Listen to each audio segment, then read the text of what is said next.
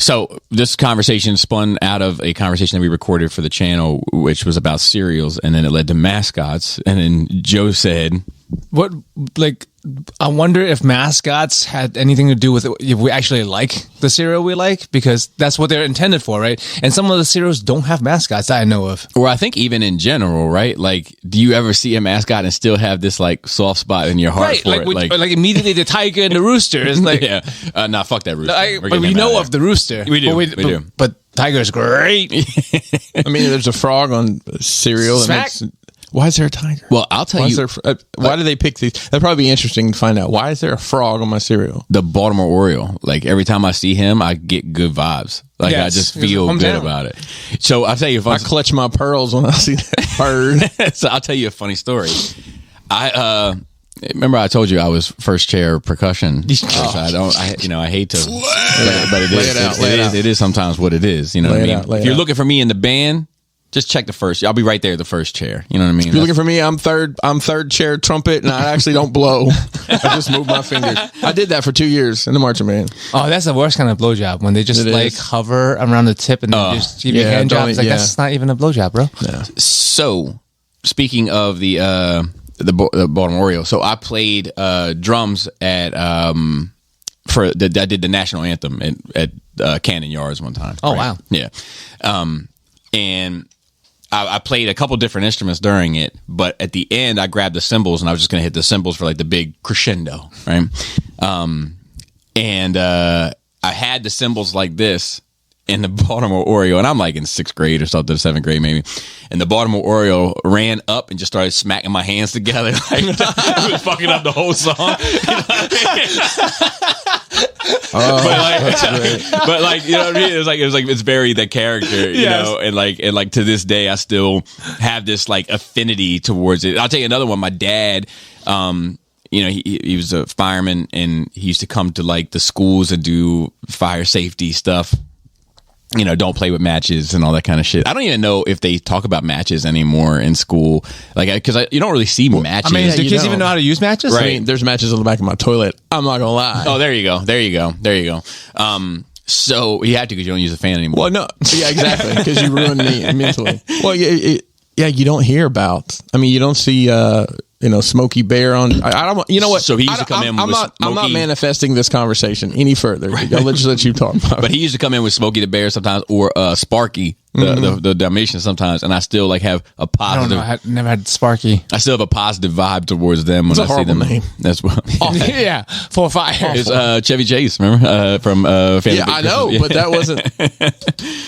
But like we had this conversation on stream the other day, like people loving seeing mascots and like at Disney World and stuff. I'm like, yeah, it's cool. Like, I don't want to break your illusion, but there's like some miserable, sweaty person in there, and they could be a creep. Yeah, that's true. But a lot of them, like, and it's different now, especially with COVID and all that shit. But like, a lot of them, at least when I was a kid, got super into character. Like those Disney, Yeah, they want them to. I mean, that's I mean, part I of think it, they yeah. have to. Like Right? I have Disney Eddies. I have a photograph. If I can find it, I'll post it on Patreon.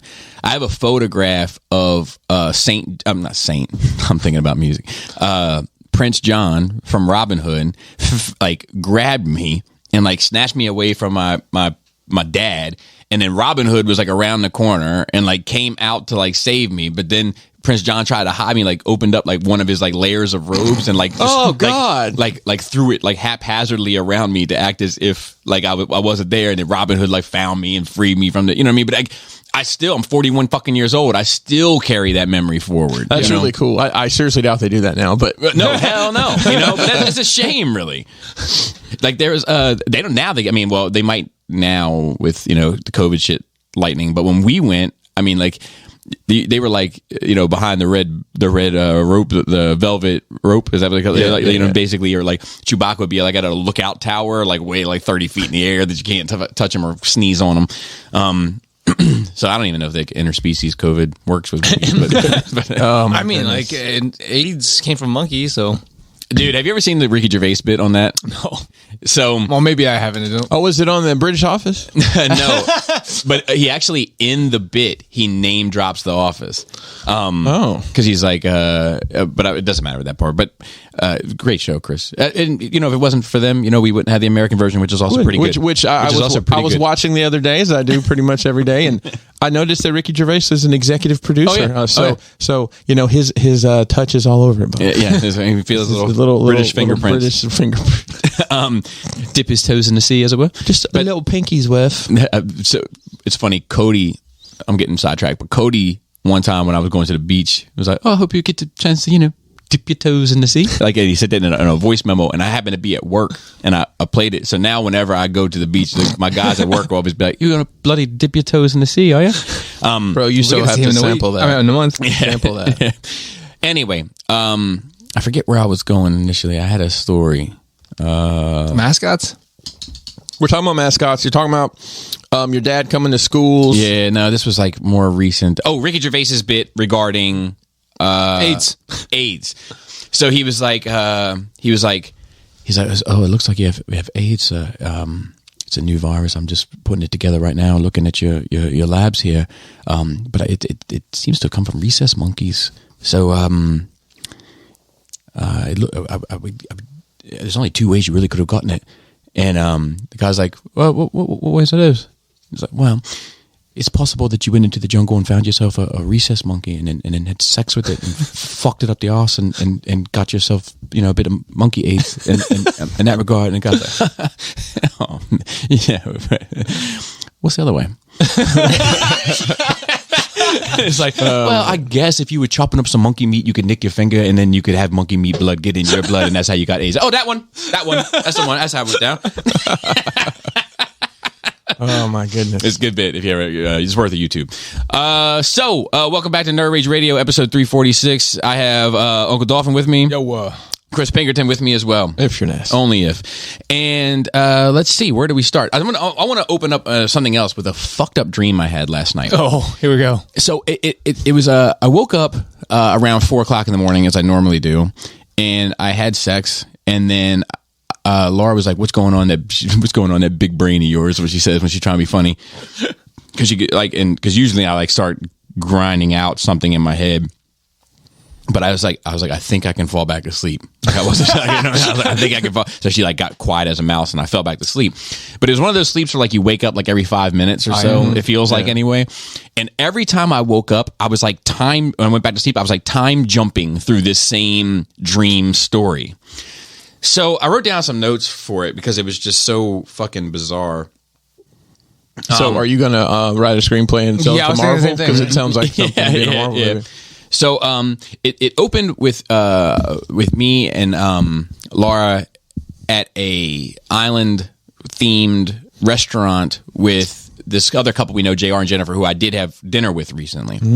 And we were gonna catch a cruise together, but we were just waiting there for time to pass to catch the cruise, and we were staying at a hotel that was right there until we did.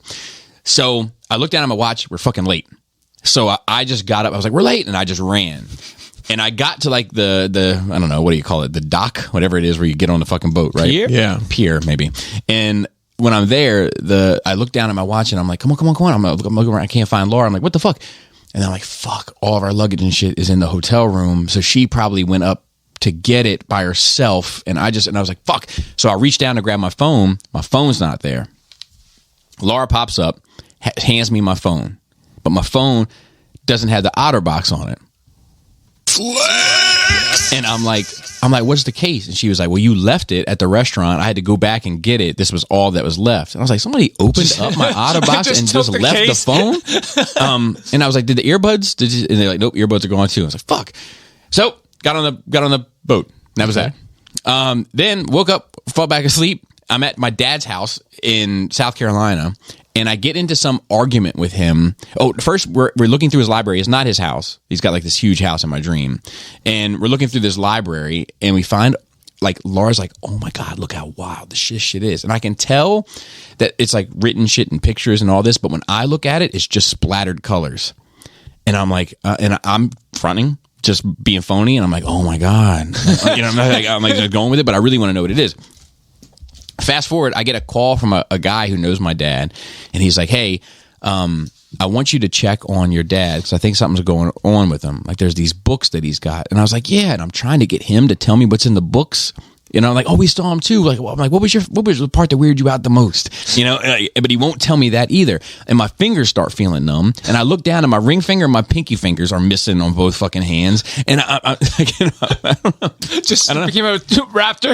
Yeah. It was just all these little bizarre things. And there was a bunch of them. Those are just the ones that stand out in my head. Sounds like a horror story. It was like for 2 hours. Yeah, it was like a bunch of bad dreams, but none of them were nightmares. Just annoyances. Just like, yeah. A series of unfortunate events. They should write stories about that. They should. I don't remember my dreams. Like most of the time, very rarely will I remember my dreams. I mean, I have some like dreams I remember that were fucking horrifying, you know, in my youth. Right. But, you know, on a day-to-day basis. Well, sometimes I remember them, and I think I would keep remembering, but after a while, you forget. There are some dreams that stuck with me over the years. Yeah. But, like, a lot of them just fade out of your memory. Yeah. I think it, like, you know, writing them down, just speaking it out loud. Sometimes if I do have a dream and it's something... journal, bro? I don't know. Yeah, I think that's a thing. We all have a notes app on our phone, so let's just use that. Chris, you got your coffee first. Joe, how was your nerd week? Man, a bunch of dumb shit. That's pretty much every week for us, isn't it? For me, anyway. I just noticed that last night Netflix now have a double thumbs up.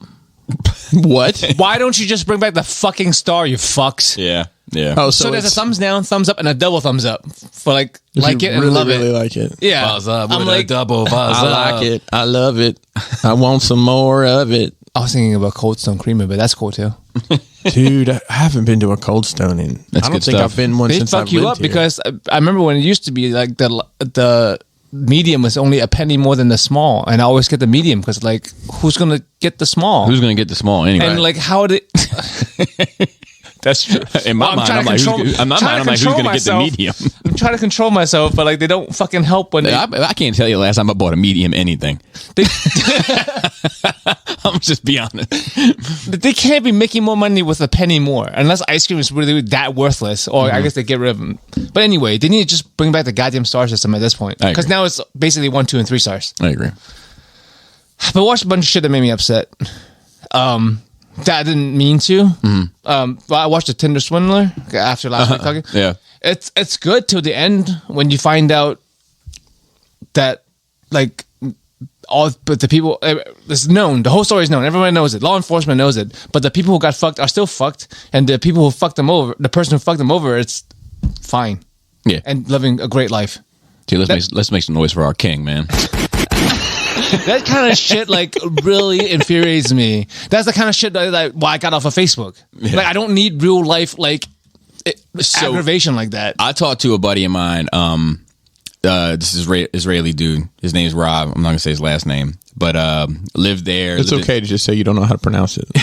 actually, it's pretty common. I'm just messing with you. But it's interesting because if I were to read it on paper, I would think he was Italian. People simplify the name. Like my boss calls him. It's like he goes by Andy, but it's Adnan. But he doesn't want people to try and pronounce Adnan. Q Adnan. What? No, Wait. there's no D there. That explains everything. Oh, is he anonymous? No, We're here in the speaking loud. DMV and Anyway, so he said, I talked to him about it. Yeah. You know, and he was like, look, he was like, if you change the parameters of this story, if he was not Israeli being tried in Israel for trespasses against non-Israelis, there's a chance that this story goes differently. It's like we got a history of taking care of each other. Like, yeah. Shit. And I don't know if that's true either. That's just one person's one data point, as Adam used to say. Yeah. It's it's just one little notion, but he did tell me that, and it has stuck with me as a result of it. And I get it, like, dude. You know what? All right, and I'm just throwing this out there. All right, my dad had to fight tooth, nail, claw, etc. to get joint custody of me. And joint custody. why are you holding your fingers like that when you say joint custody? yeah, you definitely holding your fingers like a joint. In joint custody ended up being Monday through Friday at his house, Saturday, Sunday at my mom's house. My mom didn't have to pay any child support, and my dad They were supposed to split all the medical bills. My mom didn't. You know, like et cetera, et cetera. And there's a lot of this. There's a lot of men who got to pay a ton of child support, but end up paying a ton. And there's also deadbeat men and all that shit too, of course. Yeah. But there's also plenty of men that like put their kids through school and everything else, and then still have to pay child support on top of it. So look, every now and then the pendulum swings the other way too, Joe. You know what I mean? I mean, it's not even about the sexes.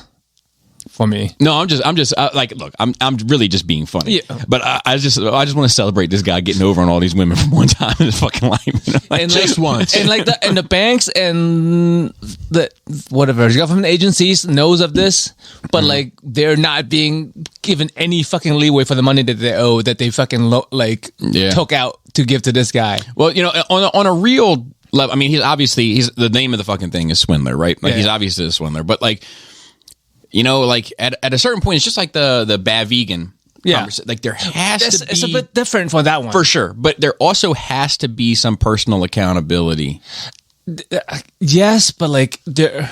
And I'm not saying I'm not saying that to excuse him. Right. Like a lot of times personal accountability happens in life because of circumstances. You get to make decisions and what. But when someone's actively trying to get you, I think your accountability decreases some because someone's basically attacking you psychologically. Maybe, but I feel like I don't disagree with that necessarily. But I also feel like, you know, we talk about old people all the time being stupid and falling for the IRS calling their phone continuously. Yeah. You know what I mean? So like, if we keep that same energy, but you still feel bad for them. Yeah. Because they don't know better. Oh no. Don't confuse, for me anyway, a blame with sympathy. I have a ton of sympathy. Yeah. I feel awful for them. At the same time, like, okay, you got to own a piece of this too. You got to own a piece of this. I feel like there's just not enough from all the things I've watched this week. I just feel like there's not enough protection against con men for victims because they are victims. Yeah, but that's the thing is like I don't know what laws he broke. You know, outside of the ones, I know, like, you know, like legally, right? Because that's what I'm saying. There's not enough protection because there is no laws against people getting conned, basically. Right. But you know, it's morally fucking bankrupt. Yeah. No, I agree. I agree with that 100%. And the fact that, you know, this lady owes $200,000. Who's going to get out for $200,000 debt? Yeah, never. You're never right. And like, there's no leeway for her whatsoever. Like bankruptcy people have like better, you know. But if you give, at the same time, if you let her get away with it, like there's going to be somebody that gets away with it for just straight bullshit. Like, you know what I mean? It's like, it's hard. It's a hard line to toe. Yeah. Yeah. And but I feel you though. Yeah. Philadelphia becomes first major U.S. city to reinstate its. Yeah, I saw this. Fuck that. I'm over that shit. Like the shit, every new strand of that COVID shit is just weaker and weaker and weaker. Which is great. It's just which is awesome, and it's often how shit like this goes. Like same with the. This is exactly how same with monkey AIDS. Yeah, it's the same. Yeah, exactly. So I'm just like, but it was fucking. Unfortunately, just like everything else, it gets so wrapped up in politics and all this other bullshit where it's like you can't isolate it. You know what I mean? From anything else. I just saw something. It was we're getting sidetracked for sure now, but it was about. There's a. I'm gonna fuck this up because you know how I feel about numbers. You love them. Yeah, I love them, but I only love them conceptually. I don't love them specifically. Or like women, like them when there's commas. So there's this thing that happens with that became a standard of COVID on people 2 years and up. Right, the effects of COVID on people 2 years and up, and it started, you can isolate it back to one statement made by the CDC, which was actually that there is no severe risk for people of ages 2 to like 16. Okay. But from that one thing, within 6 months, somebody documents how the media changes it and manipulates it. And before you know it, people are fucking vaccinating their fucking 2-year-olds. Yeah. You know, and it's like, I don't know. That shit gets under my skin. Same, Same kind of feeling. Yeah. You all right? Yeah, I'm just gonna move the cord. I'm pinned down. Oh shit! Sorry. No, it's fine. Go ahead. Go ahead, Joe. Puppet Master, but not the horror movie. No, but they're cool. I like the Puppet Master. Drill head and skull face. Well, talk to me. Bleed. Fucking, it's another documentary where it's like this guy was named the puppet master because of the way he con people and stuff. He's doing fine. All these people have psychological damage for life. He got like was very low sentencing. He like kidnapped a chick and like held. Well, they say it's not technically kidnapping because they could have left anytime because it was like psychological. Basically, he tricked them into it not leaving. There's ghosts outside. Well, they tricked them into thinking the IRS. Not IRS. The Irish Republican Army is after them. Okay. So like, but yeah, so they were this. Well, there's a bunch of people. One of the chicks were like in a fucking not seen for 10 years, and like finally got out and it's like telling her story. But this guy's fine because she wasn't technically like held chained down, right? But they find out like he was like conning all kinds of people. They find all kinds of random people's passports in his like possessions and stuff. But he's also like just out there doing his own shit, conning new people. Like he conned a new lady that like, broke this family apart, and they're trying to get the moms back, and the mom's like, "No, I'm good." Yeah. Wow. Like there's like no kind of consequences for these things. It seems like not enough. Yeah, you can't. I mean, like, and it's tricky, right? Like because you can't fucking punish people. I mean, like. I think it's malicious for sure, and it's life wrecking for sure. It's like Scientology for sure. Yeah, but like you can't. But if there's not a law about it, then there's nothing for them to enforce. And the thing is that like I'm not sure if more laws are ever a good thing. You know, like I wish that you could have some sort of like. Because usually what happens with dickheads, right? Because these people fucking are, right? The Tinder Swindler, all they're fucking dickheads, right? Assholes, jerks, whatever you want to, adjective you want to use to describe them. I mean, they're evil, really. Yeah. Like when you like, I don't know. I agree. When I get like, I don't feel like these people are any less bad than just fucking murderers and rapists. They are out there.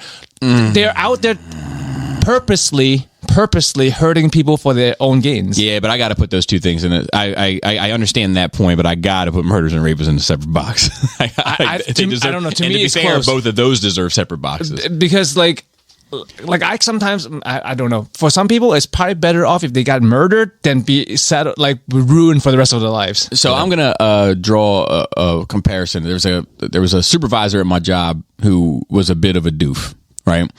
And an employee was giving him a hard time and being an ass to him. This becomes funny later on, but like, just being an asshole, and he was like, "I'm going to write you up." And he was like, "For what?" He's like, "Being an ass." And he's like, "Well, there's no rule for that." Right, exactly. And then the funny thing is this guy, he's actually a pretty funny guy. And he was like, "I'd love to see it though. I'll walk right into that movie. We'll have HR there, whatever. We'll all sit down." And they'd be like, "Well, what did he do?" And you say, "Well, he's being an ass." And then they're going to say, "Well, there's no rule against that." And they'd be like, "Oh, it looks like you want to be an ass too." Oh man, that's good shit. But there's no in most circumstances there's just no law against being a shitty person. Right. And while I would never, I can't stand a shitty person. I'm not going to give a shitty person any of my time, energy, effort, et cetera, et cetera. I'm also weary of more laws is always behavioral laws. Yeah, absolutely. But like, it is. But law is supposed to protect people usually, right? Yeah, that's what it's mainly for. I think they say that anyway. Yeah, but like conceptually, right? You put laws in place to protect people. Sure, like the speed limit is there so you don't fucking run into people. Yeah, right? Well, because somebody can't do supposedly. it right. Exactly, because somebody can do it right. Well, every rule there is because someone did the opposite of that at some point and hurt someone. Right, somebody can't do it right. I can drive 35 through school, so no problem. I can drive 55. It's not a challenge. I'll go 65. Fuck you. All right. How many gears this thing got? Anyway, do you know how to drive stick shift, Bobby? So I do. I have driven a stick shift. I don't know why anyone ever would, and I'm glad that it's dying. I like it. Yeah, and so does my wife. But you have so much more control over the car. I like if it's a car with some power. I don't mind driving a stick shift. Control that shit right into a graveyard. I don't want to. You save your brakes a lot. We're all stick. I've had, I think, I had two, maybe my first two cars. No, first three. Three of my first four cars were manual. I just like having skills also. I just like, well, that's why I learned how to do it. That's why I was like, I haven't done it in years, but I could sit down right now and kind of getting the I'm kind of getting itchy to do it, Joe. So I haven't done it in years, and I don't know if I'd be super effective, but I think I could figure it out. All right, again. here's the move. It's just a clutch. We're gonna call around to rental car companies till we find something with a manual, and then we're gonna go somewhere and dog it the fuck out in a parking lot and film it and take it back. And I'm gonna wear my mask. Yes. Well, I'll bring my GoPro and like suction cup it to the front and get all these crazy angle shots. The only hard part to me anyway, learning it was like the starting part, like letting go of clutch and gassing at the right. So like, that's real fun on a hill. The first, so you don't jerk, so to speak, and or you don't fucking shoot forward, or you don't roll back to the dump truck behind you. Yeah. So like that's the only thing you learn. Otherwise, shifting is easy. To me, anyway. I don't know. Maybe because I learned it when I was fucking 12. Before you move on to the next thing, I just want to say, because sometimes we get comments where I feel like people misunderstand what I'm saying. Just about that, the vaccine shit. I'm as usual. I'm not an anti-vaxxer. I'm vaxxed. Yeah. I'm all for getting vaccinated if it makes sense. Yes. But it doesn't make sense for everyone. And there are circumstances, especially now as the shit's getting better and less people need it, where you see these motherfuckers trying to lower that shit down to fucking 6 months. You know what I mean? Yeah. Like that's a thing that's happening. It's like eventually that money's stream is going to run out, and they're going to be like, well, 2 days old. 2 days old. They get, you know what I mean? And that's, same time as the circumcised. That's I think that there is a use the dome. Just inject it right in the dick. At a certain level, getting. So what are you saying? Only the gender identified males are going to get the vaccine? I'm not getting into this conversation. They can identify it as male as 2-year-old either, though. But did you hear about this prisoner?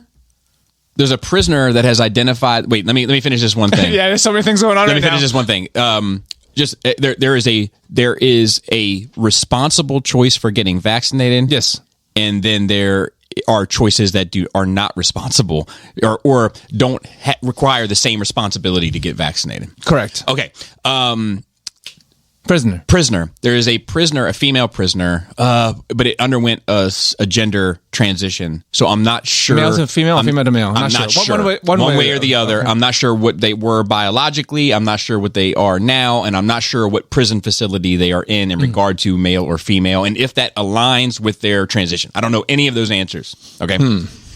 They strangled a cellmate. And I just read this like who knows if this shit even has a remote of truth to it. But they strangled a cellmate, then said that they are identifying as a baby, and this is true. And they have made requests as to what they want. The prison has only responded with, "We are taking the request seriously," but who knows what will actually happen. But they want their food blended and mashed, so that they can eat it like a baby. They want to wear what's described as a nappy. And they want to be escorted by holding hands with a guard down the hallways, as a child would. All right. So I thought that was good. Amazing. Bobby, do you prefer eggs fertilized or scrambled? Hang on, we're close. Do you prefer fertilized? Do you prefer e-girls or i-ladies? I don't know the difference. I-ladies, nuts on your face. Bro, there's been so many of these nuts joke on Twitch on our stream. Like Krista, dude, I get it now. I get why you enjoy fucking getting me with goddamn stupid dad jokes, because when someone says some shit in chat and I fucking know is a setup, and I know she doesn't because she's fucking dense and she gets got every fucking time. It's such a good time. So I understand now. There just to drop some horrible jokes on her. I mean, dude, like if you see her Instagram, she clips them now. When she gets got. That's funny. Like old shit. Like you seen Howard? How are these nuts in your mouth? Oh my goodness. Oh god. But yeah, she doesn't get it. I think she didn't grow up in the era of these nuts jokes. My favorite one that I heard recently is that dude that came to the Halloween party as a priest. Yeah. Oh god. Yes. He recently said, he was like, "Hey, do you like tapes or CDs?" to somebody, right? Yeah. Right. So probably a younger person.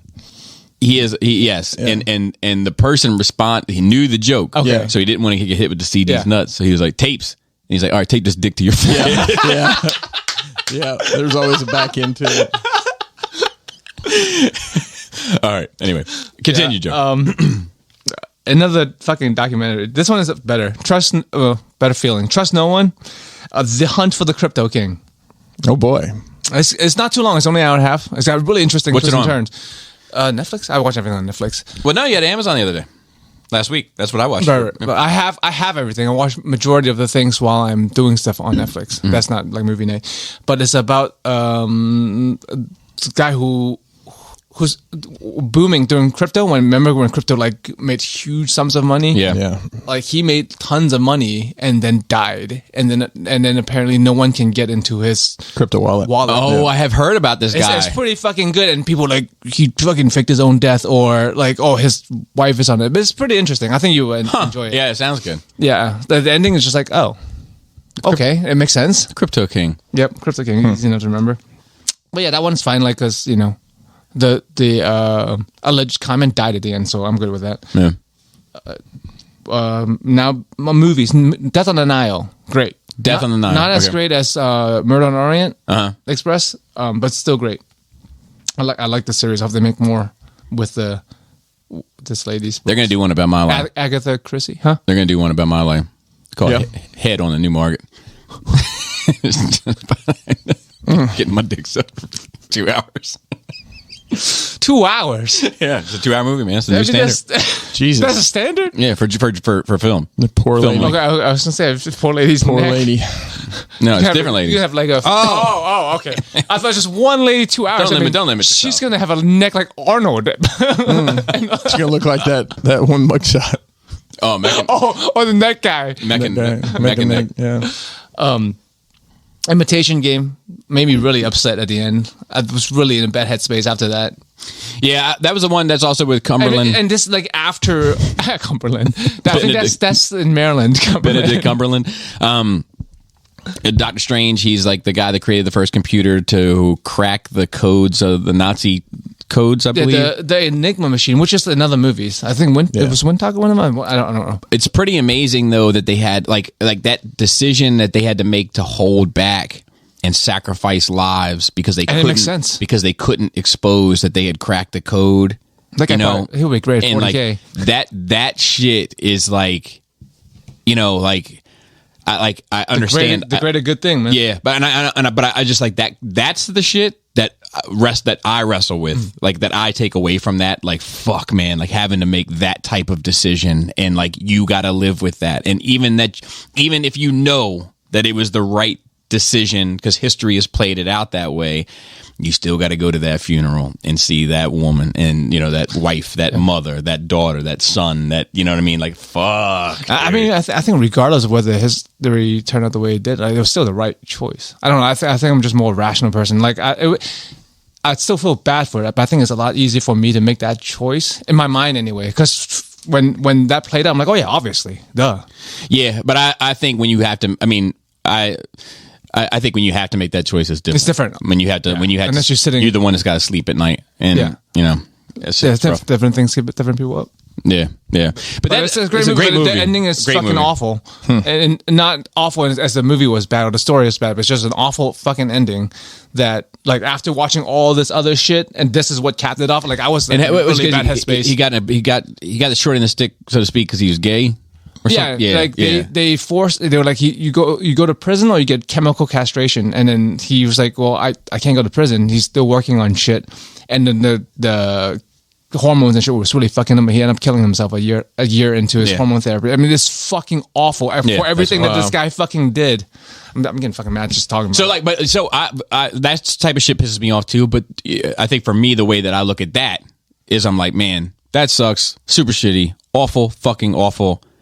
And now you can get married. You know, like look at the growth. Mm-hmm. Like it's this guy got 100%. But it's very rare. I feel like to even take this out of it or any other circumstance out of it. I feel like it's very rare that we see in society. You know, and to be fair, I'm not the big like America guy, but like outside of America where. Specifically where you could be like, man, look how fucked up it was here, and look at what's available now, and look at the time frame that it was done in from an objective standpoint, and be like, there's a ton of progress there. Yes, you know. So I think I think that helps me. Yeah, you know, that's true. Like it's and it goes both ways. Depends on what kind of mood I'm in. It's like, oh, great progress, or like he was gay. Oh, not enough progress. No, he didn't go both ways. Well, he didn't even try. He kind of tried, but he didn't. Yeah, but yeah, wasn't for him. It's just like there's still fucking. And I get it. You ever seen a vagina up close? I mean, depends on my mood. Also, depends on my mood. Is it like a predator face? I'm kidding. But I'm sorry. I stepped all over. I stepped all over your point. No, it's fine. Like, I mean, that was just the point in general. Was like, or it's not enough. I mean, there's still people homophobes out there, or people who are still would be gay bashers, and it's like, if you were in these people were in charge, like, we wouldn't have had this guy, we wouldn't have had these accomplishments. Yes. And if you look at all the fucking accomplishments all types of people have made in the past, like, I don't understand discrimination. Yeah. And like, in the logical sense. Yeah. No, I feel in the lizard brain, we're all like tribal. I get it. Correct. We don't even like the guy in the next street over. Correct. But you got to have a better frontal lobe than that. Yeah. No, I agree. And then more lighthearted movies. Project Power is a fun action movie. What is it? Project Power, Jamie Foxx and Robin from Nolanverse. Gordon Joseph Levitt. Yeah. Oh, okay. Yeah. So he's a good actor. Yeah. Third Rock. So is Jamie Foxx. Yes, that's why I know him from. He's like always pinches his nose. It's about what happens if you have pills that give you superpowers for 5 minutes. It's called Viagra. 45 minutes? Well, it should be less than 4 hours. I remember. I think this came out. I think this was coming out like early 2020, and it probably got kind of lost in the shuffle. It's good. It's a good look at what the superpowers in a more grounded sense. And what would happen basically. So like, it ends up being some big companies making a lot of money doing human experiments, making pills to give people superpowers, and they're being like leaked onto the streets to see what happens. Basically field testing for free and also making lots of money. And then the repercussion of people being able to buy superpowers for 5 minutes. But it's random. You don't know what you get. You could just explode and die. That doesn't sound like much power. No, it's not. I mean, that is kind of like, you can't just do that normally. Right. That's fair. You can't just get no man just fucking blow up. Yeah, that's fair. That's The Boys season 2, at the root of it was about them basically leaking their formula out to juice to make. I can't wait for that shit to come. To make bad guys for them to fight to justify joining the army. So so it's them leaking the chemical out. Not I guess field testing it by at the same time making these supervillains for Homelander to masturbate to or whatever he does. whatever he does. Is wild. Have you seen that? No. Bro, I mean, it's something I would be interested in. There's just two like whole seasons waiting on you. I know, it's just like, and they go. I don't know where I fit, what slot I would fit that in. So this, where Project Power was. Yeah, I mean, still just one movie, huh? Project Power is one movie. No, I'm just kidding. I'm not really trying to work out your logistics. Book of Boba and skip the Book of Boba. I haven't gotten to it yet, but yeah. I mean, if you want a good action film with decent story. Reminiscence is another movie I watched with Hugh Jackman and the lady from Dune, who's actually in many things. She's a good actress. The mom from Dune. It's a near future sci-fi noir story, like detective type story. Is that one where the world's flooded? Yes. But I watched that, and the world being flooded really has no bearing on the rest of the story. It's just the power dynamics of the world. Yeah. Everything's shitty, and there are rich people who made a dam. So what did you think about that? I enjoyed it. And I like the philosophy, I like the thought exercise I've been putting. If you can relive your best memories over and over again, why wouldn't you? I think it would be a very addictive thing. It would be. And a lot of people would just live in those pods. And that's exactly what happens to some of those people. Well, I think they are terminal. I think it seems like that you're old and they're dying. That's like hospice for them. You inter this old person in this pod and they just relive the best memories till they die.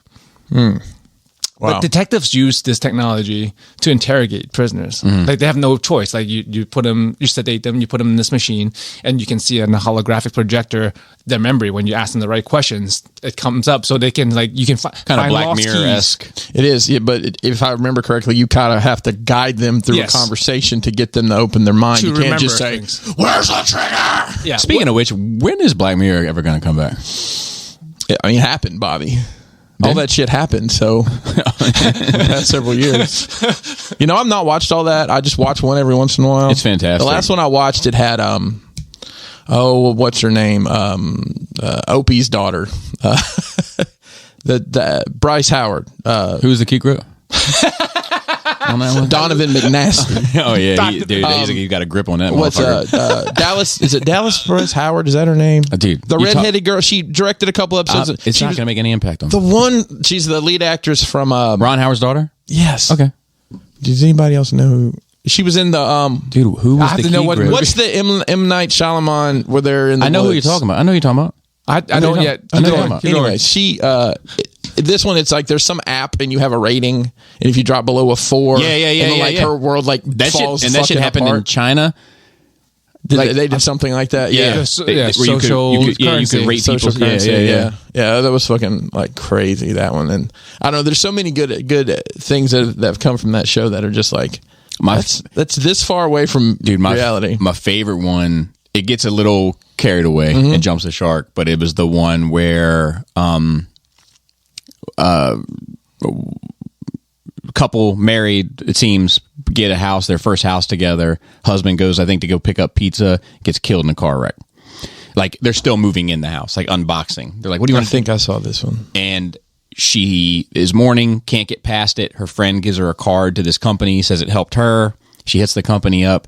She gives permission for this company to access all of his social media, Facebook, Twitter, whatever. I remember this now. Creates a digital version of him that she can like talk to on Skype. That's like based off of all of his interactions and everything. And then if he says something out of the norm, she can like thumbs down it, and it learns that that's not part of her dead husband's behavior and adjusts. Like, I mean, it's fucked up, but I like, yeah, would I have done that with my grandmother? 1,000,000,000%. But here's the real kicker. At what point do all your thumbs downs make it to what you want it to be? Yeah, and not who they actually were.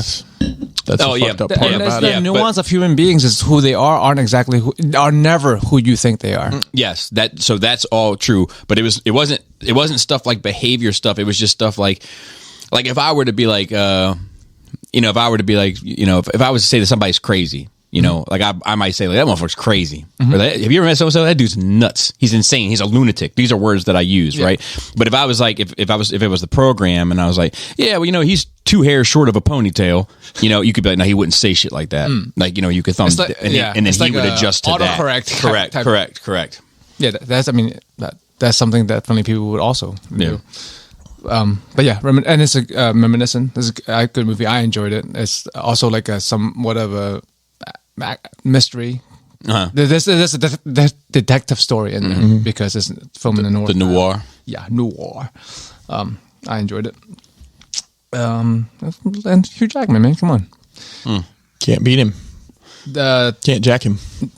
I mean, I won't, but I probably could. Yeah, I don't know if I like any movie. X-Men 2. No, and I like Days of Winter Past or whatever. I like those 2 movies. What? Oh, Days of Futures Past. I'm like, what? Bro, just throw words in the bucket. That was the Asylum Pictures, the bootleg movie version. What, days not remembered from things that have gone by in the past. Days of Winter's Past, where you had like the blizzard in 2010. I thought it was like a 30 Days of Night and Winter Soldier crossover. Yes. Which would be great, by the way. If Bucky was like, no gold. Yeah, exactly. Somebody just says magic words to him and he thinks he's a vampire even though he's not. Have you seen? Starts biting people. Have you seen the meme where Jada's saying the words to Will Smith? That one was pretty funny. Dude, you see her come out and be like, I don't need protecting and all this? I don't need all that. Great, no. man. Love it. Look, she put out a video on Instagram like 3 days before that. I don't care what people think about the way I look. This is how I look, blah, blah, blah. She's got more hair than, I don't know. I don't know. Alopecia, I guess, is something different to different people, but I can tell where your hairline's at because where you shaved your head, you got a whole head of hair. She's got like a line across here. She shows it. She's got it's like just too high. It doesn't look right. Like LeBron. The truth is I don't think that you could find one person on this planet that would say that she doesn't look beautiful bald. No, absolutely. Right. She looks fucking gorgeous. And like I said, in today's day, if she shouldn't look gorgeous because she's the one that should have got that fucking hand over. Yes. She's the one that deserves it. Yeah. Yeah. So like, yeah, it was that dude. I'm not sure how many people are actually on Will Smith's side on this. I'm not on Will Smith's side. I'm on Chris Rock's side. Right. But that's what I'm saying. I think most people are saying that he shouldn't have done that. But for sure. But I do feel sympathy for Will. Because the person who I think is the true mastermind puppet master. Yeah. See, this is what I'm talking about. It's her. Yeah. It's her. And because of we live in a society, she doesn't become villainized the same way. Mm-hmm. You know, and that's why the Tinder Swindler needs to take a couple of books.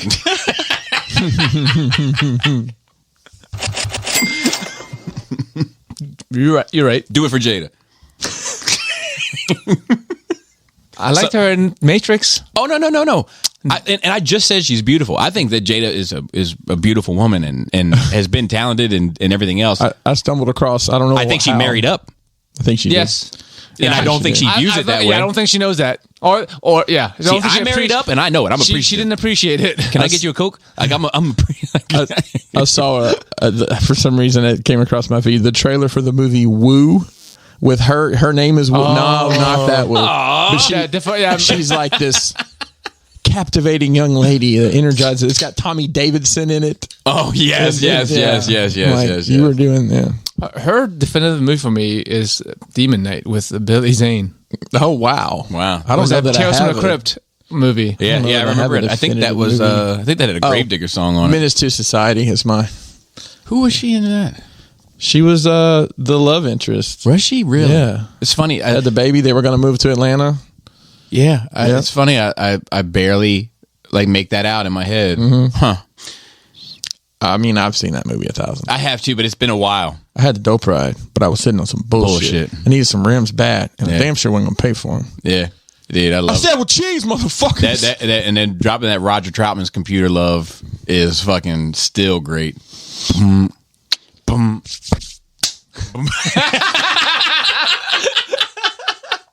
Bobby was really good at beatboxing back in the day. All right. Anyway, 2 more. Night House. I've been looking forward to watching it. It's like a horror movie. It's okay. Does it happen at night? And the house too. A house and a house at night. Yes, it's pretty good. Not like as good as I want it to be. It's not like.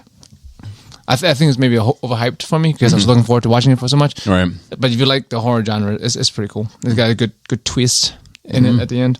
Lemon twist. And watch The King of Thieves, which is it's more. That's more Kevin Costner's drama. Robin Hood, I believe. It's that's Prince. Prince of Thieves. That's his dad. Is the King of Thieves, which is Alfred. Which one? You got to be more specific. There's 12. The good one. Which one? Michael Caine? Yeah, that one. Okay. He's a good one. See? He's a good one. Is him and a bunch of other old men who used to be crooks are now trying to like rob a bank. Oh, I have heard about this. I have this day and age. Yeah, so it's a good story. It's a caper. It's a caper movie. Yes, I love caper. Is it kind of funny as well? Like, because it's like a bunch of British people with heavy British accents saying British things. What's the name of it? King of Thieves on Netflix. King of Thieves. But like the thing with me is like Chris asked if I needed to turn on subtitles. At some point, for sure, I kind of needed the subtitles because I have a hard time understanding accents. But I understand enough of it to like get what they're saying. It's like 75% of the time, and the 25% of the time I didn't understand what they're saying. I'm still laughing anyway because it sounds funny. Because of heavy British accent, it's just fucking funny to me, dude. I love the way they talk, and the way they talk it. I get the vibes. Yeah, I get the vibes with how they're talking. It's the way they arrange their words to make their point. Like Isn't just that like all languages, bro? Yeah, but it's like it's they got a fucking in parallel to the way we talk. They got a style on that shit that's just that I love, like that that meme that, you know, when a drill rapper wakes up and figures out he's been dissed, and it's that old English gentleman, and he's like, all right, What's all this then? Like, so this. What's all this then? Like, I do get what you mean by that. It's like just there's more words than we would say. Yeah, but I think it's just a cultural difference. But it is somehow specific too. It's like it's got an attitude to it. It's the then. You know what I mean? Whereas our attitude, but what the fuck is this? Like start throwing the then on the end. I got it, but I'm not good at it. I feel like maybe they think the way we talk. I'll be faking the funk. Like when I told that guy I kissed my ass and it didn't work out. Did you know that the rest of the world thinks of America the way America thinks of Florida? Yeah, probably. Especially after the past 3 years, I would imagine so. Yeah, instead of Florida men, people are like American men. Yeah, exactly. Or we just say Florida. Because Florida men are American men also. They're the most American men out there. More American than Alabama men? American. Yeah. Or Texas. I feel like that's the quintessential, like, when I think of, like, you know what I mean? Like, all the stereotypes, like, Cowboys, like cowboys, and, I feel like some of them still have large horse farms. I've never been to Texas. There's a lot of acreage out there. I saw a meme that kind of fucked me up.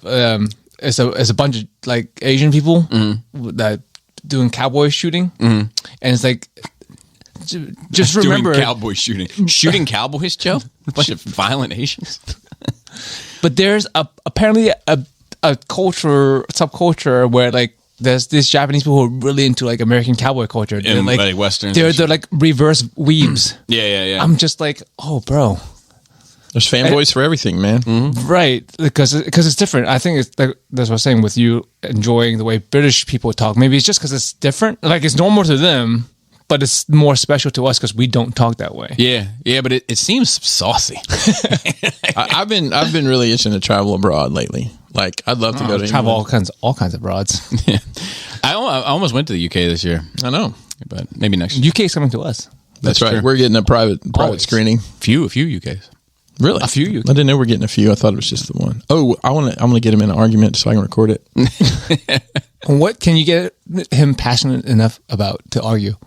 Pokemon. Just get him and Frosted Flakes together. What? They're just gonna agree and be fanboy. Down. Probably so. He can get a little passionate about UK drill too. Does he? Yeah, because he'll send me links sometimes, and I'll be like, "This isn't for me." Like, it sounds as good as all the rest. I know these chives. I did appreciate Bobby notified through Instagram stories that we are number 74. We're still top 100 in Australia. And, 3 weeks in a row.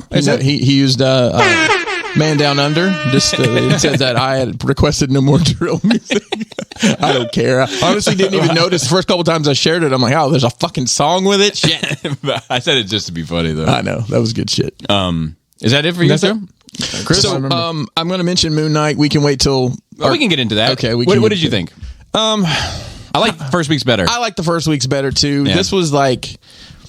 I don't know. It was all over. I think it's supposed to make you feel scatterbrained. I think they're trying to make you feel confused. But I was getting bored with this I did get bored a bit with it, too. All right, make sure I'm not the lone hater this time, Joe. No, I mean, there's a lot of story there, and they're getting to it, but like, why introduce Mr. Knight so early? I don't know. They asked him to put on the suit, and he did it. And I'm like, okay. Yeah, and that was a bit goofy, too. Yeah, I mean, and honestly, that part... While I enjoyed seeing in that character, it was almost too goofy for the rest of the show. It was like, all right, let's put some zoinks in here. Exactly, dude. It's Skullface Joe and Chris of the Morning Zoo. Excellent. This is where you'd honk the horn so people know. I feel like I'm like, good. Yeah, but that's how I feel. I feel like they've set a tone with this show that's like, it's pretty serious, but then we're going to have a little bit of lighthearted moments to kind of bring you up. Like the Wake Me Up car chase. Was that. Correct. Exactly. Correct. But then I feel like with this one, it was a little too, slip on the banana peel Marvel-y stuff. Yeah. I'm interested to see where this goes. I mean, he woke up in I woke up in Ibiza. No, I woke up in fucking Cairo. Yeah, with the pyramids out my window, which I liked, and I'm still definitely in.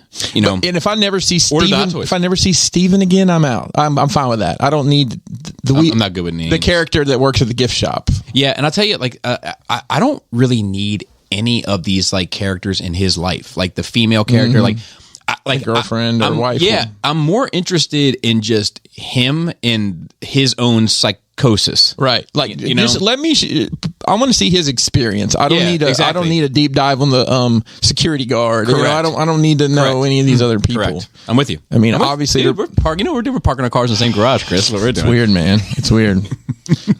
So that's obviously, you know, is on Wednesdays. Speaking of AIDS, I watched the Lakers show Winning Time. How is it going? I'm really enjoying it. I don't know that some of these episodes are going to be for everybody. I'm a basketball nerd. I have been for years. I don't really watch it much anymore, but I understand the motion of basketball. And there's an entire episode about the coach. Yeah, not really. What's funny is I figured out how basketball really worked after I got done playing basketball. Yeah. But there's an entire episode about the coach that they put in when Magic Johnson came on that I don't know if you guys know anything about this, but in the 1980s and 90s, the West Coast teams, Avengers.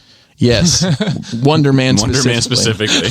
Wonder Man was actually on the San Diego Clippers before they moved to LA. I mean, you can't tell me I'm wrong.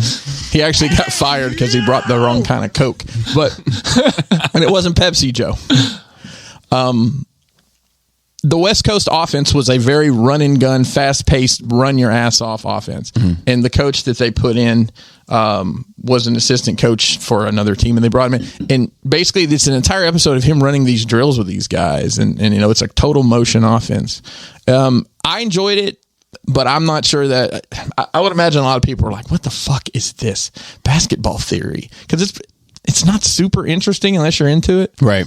I mean, there was other stuff going on. It's like a deep dive. It was a deep dive, but it was explaining to you, you know, the mindset that they were having to break are these. All right, point guard dribbles it down, pass it into the center. If he doesn't have a shot, he passes it back out to the point guard. You know, and everybody's kind of got their spots. And this is, if you watch basketball now, very few people are standing still ever. It's a constant motion. You know, I think I'm as an outsider, I do not know your ways. Fair. It sounds interesting to me. Yeah, same. I mean, that's why I got into haiku, because like I wouldn't think I would be into volleyball theory until they present it in the digestible way that makes it interesting. Well, you do like restrictive poetry, though, to be fair. I'm sorry? Haikus. 353, Joe. 353.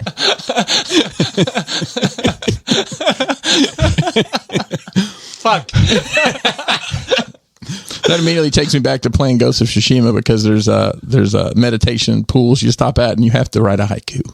Which you just move it around and you're like, I remember you saying that. The wind is, or whatever. So the second episode, I guess I'd gotten behind. There's 2 episodes I watched, was basically all about Kareem Abdul-Jabbar.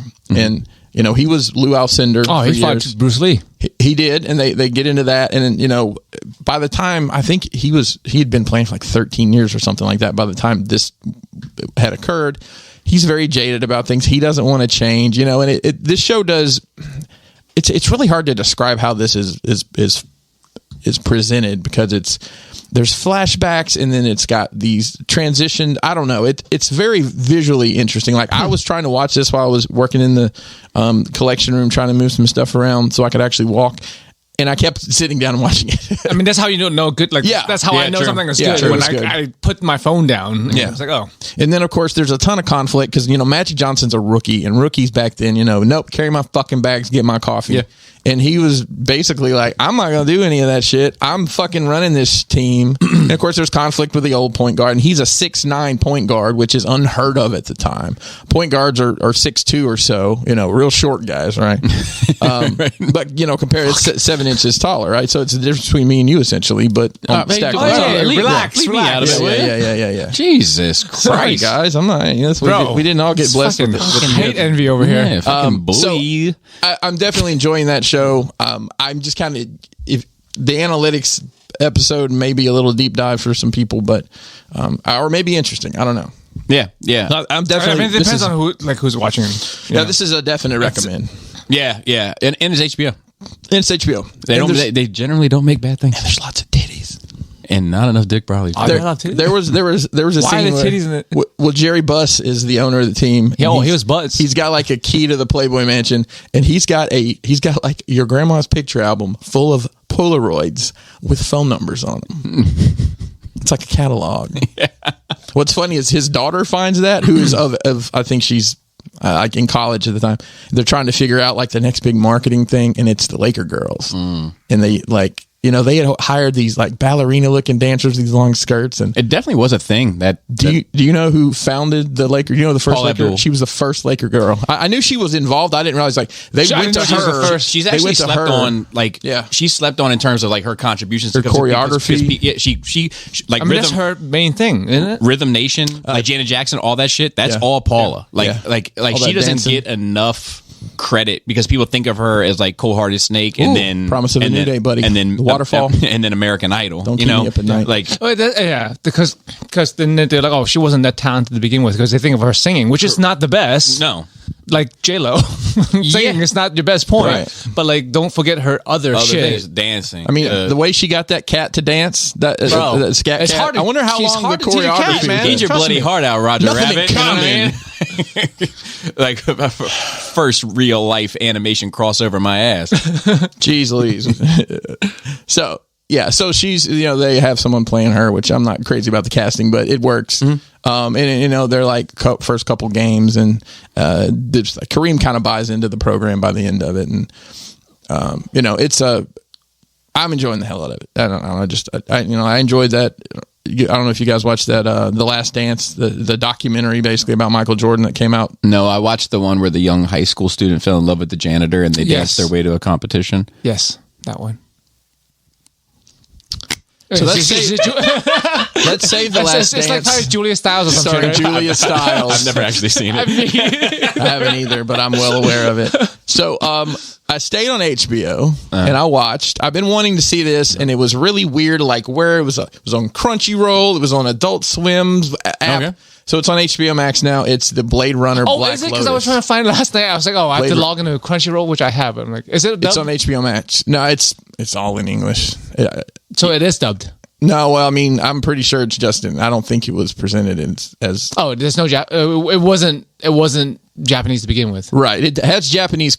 It was created by people with Japanese names. Because usually things on Crunchyroll is like. So I thought the same thing, and I may just be being obtuse here, but it was English speakers, and the subtitles matched up to the English words. So, cool. I enjoyed the fuck out of it, man. I watched. We because we were looking for the anime, we didn't feel like logging into Crunchyroll, so we just watched the original Blade Runner again. Yeah. Because Chris only saw it once. This is her second time around, and she's like noticing things. I think we need to watch 2046 again. Yeah, I want to go back and watch both. I need to watch. I've seen them haven't recently, watched the one. The new one? Mm-hmm. It's good. I know, and I want to watch it. I just, for whatever reason, I'm never in the mood to watch it, and I know this sounds sizist of me, but it's due to the length, so to speak. Like, I understand. I look at the runtime. Is it really long? Yeah, I think it's almost 3 hours. I look at the runtime and I'm like, man, I don't know if I got this in me right now. Like, I feel like I want to watch 3 episodes. No, I get That's you. what she said. Yeah, fair. I just want to. I want to participate in this world for about 2 hours. That's how I feel. So I think this was 13 22-minute episodes. Just to give you a brief synopsis, because I don't want to ruin it for you. But timeline wise, 22. Oh, where is it in time? Yeah. And is it related to any other series, or just more stories? Another story in this universe. Slow down, Joe. I'm gonna get there. I'm excited. It's anime and cyberpunk. So I will tell you, me playing cyberpunk, like I've freaking played way too much. But yeah, this has obviously cyberpunk vibes. Cyberpunk has from this. Yeah, Blade Runner vibes. So it does two things. I think this is a great example of building a story in a world not attached to any existing characters. Cool. Which is something I've been saying, like Star Wars. Why do you need to plug? I mean, I know you're just trying to, but tell me the story of two beat cops, or two as a cop, or Poosh Nickens, or the Coruscant Nights trilogy. And I'm just saying, like, I mean, even that book, fucking Darth Vader's in those books, which is right. It's just like sprinkle. I don't know, because some of these worlds, like Star Wars, are like so big and expansive and interesting on their own that you can have individual stories in them without being related to anything else. So. 40K. That's why I like 40K a lot of times is that they have just like a story about a guardsman. Right. Yeah. Right. I think there's, like, to be fair, there's there's a lot of Star Wars books that are like that. Yeah, but not. But you know what's funny is they're often the least interesting. It is now that like my brain is becoming a little unlocked by this conversation. I'm with you. Mm-hmm. I want to see some Star Wars shit that's completely unrelated. I'm okay with seeing how the bigger story impacts their lives, but like leave Boba out of it. Yeah. Leave like I'm with you. And I don't need any new iterations of old characters. Yes. Like, don't give me a new Yoda that's just a baby. You know, like just give me, like, you know what I mean? Like, I'm with you. However, as I'm thinking about it, I've read books of Star Wars that don't have any of the major players in them at all, and I'm bored. Really? Like, but I think it's because of the medium. I think for me to like sit down and the commitment it takes to read a book, to go 300 pages being turned, to have to work my eyes left and right, and your brain so stressful. Like it is, not that it's stressful, but the brain. It does take a little bit more effort than sitting in front of a screen. What? Okay, let's say the Dark Horse comics. How many characters are in those that? So it's funny. There's a lot of those that are completely original, also, and saying. I can handle that no problem. Yeah. So stories can work. Without 100 good stories. Yeah, don't confuse what I'm saying. I'm all in, but I think it only works if I have a visual. Okay. I think if I can't visually relate to any of it, then I feel like isolated from it. So maybe it's easier for you to visualize something if you already seen it. Yes. So like if a character exists in it, then you can like fill out the rest of the picture. Yes, and I'm already excited because I know this character. I love this character. I want to see what happens to this character. Whereas with a book, I have to like learn a new character, and it's harder for me, I think, to attach unless I have an entryway, which could be an old like character. Anchoring. Yeah. Like, it's games, a lot of games don't have fucking are individual. Correct. The games are great, but you can see them. I can see them. I got a visual. You know, like it's not an objective point. It's just People's brains work differently. Yeah, it's just interesting. Yeah. So is that why you haven't read Coruscant Nights? It's because I need to read him a chapter every night. That's all it's going to take.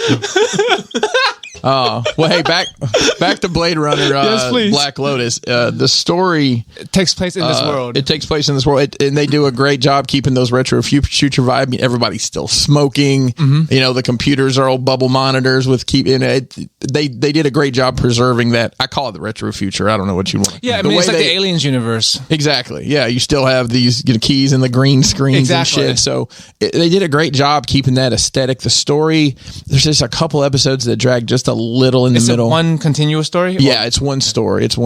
And it's I don't even want to get into the story, but basically there's a girl and there's revenge, and there's a mystery to it. Does it matter what time? Like, does this happen?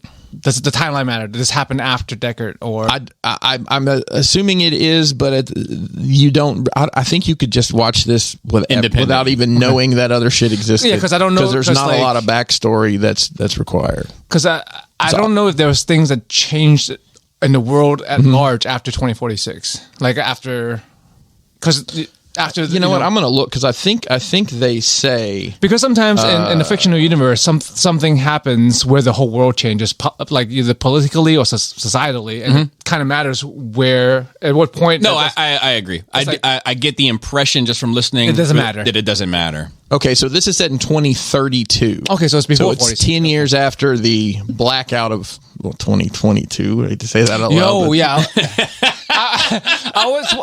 Blade Runner takes place in 2019.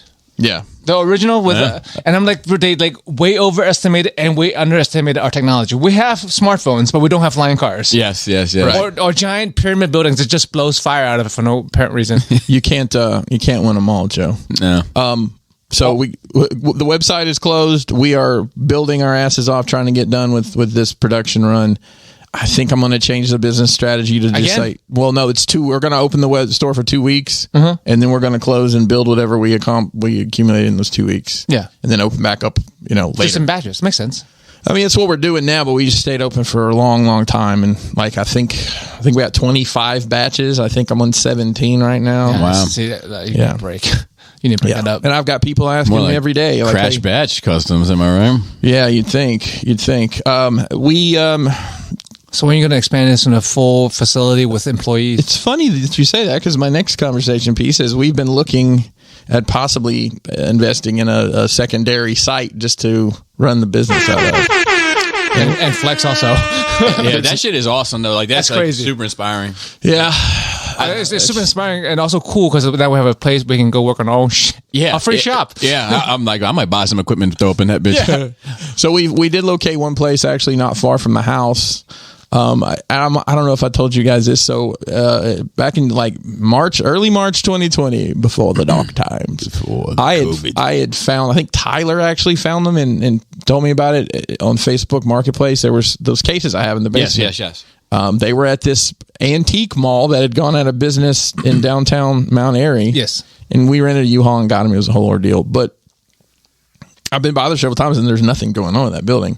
So I scrolled through my phone and I found the text where I had talked to somebody about those cases. And I just said, hey, I bought these cases from is that building? Nobody's using the building. So we actually went and looked at it. It's really kind of a choppy space. It's almost this ramshackle. Oh, let's build another 400 square feet over here, Earl. It's definitely Earl. So I'm not sure if that's like a going to work shanty town out. kind of thing. Yeah, the other part of it is like, why don't we just build like somewhere proper on our property? But then the price General Steel, bro, prefab. Yeah, but General Steel, have you? I don't know. I only know because I've done the commercials. No, from like 20 years ago. Yeah, so we have some options there. I've got to follow up with the guy. He was supposed to get back with me last week. You can buy a forge, and we can start like hobby blade forging. And yeah, okay. I mean, sure. Sounds good to me. So I found something, and it's nothing new, and it's readily available out there. It's water-based spray paint. Bobby, it doesn't smell bad at all. You could hold your finger down on the button in one spot as long as you want. Inside even. I mean, he sprays paint inside anyway. It doesn't matter. Right. There's no limits.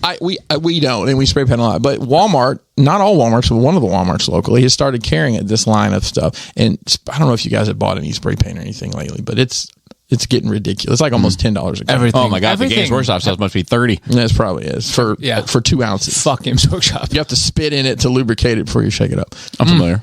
No coffee breath when you do that. But I love when they spit on it before they shake it. I've bought several cans of that. And we have ventilation in the basement for just regular spray. How's the paint durability though? Usually water-based stuff doesn't aren't as strong. Well, but for what we're using it for, it doesn't really matter. Oh yeah, because it's not your shit anyway. Somebody else's shit. If they fuck it up, that's on them, right? And we also seal everything, Joe. So yeah, I grabbed.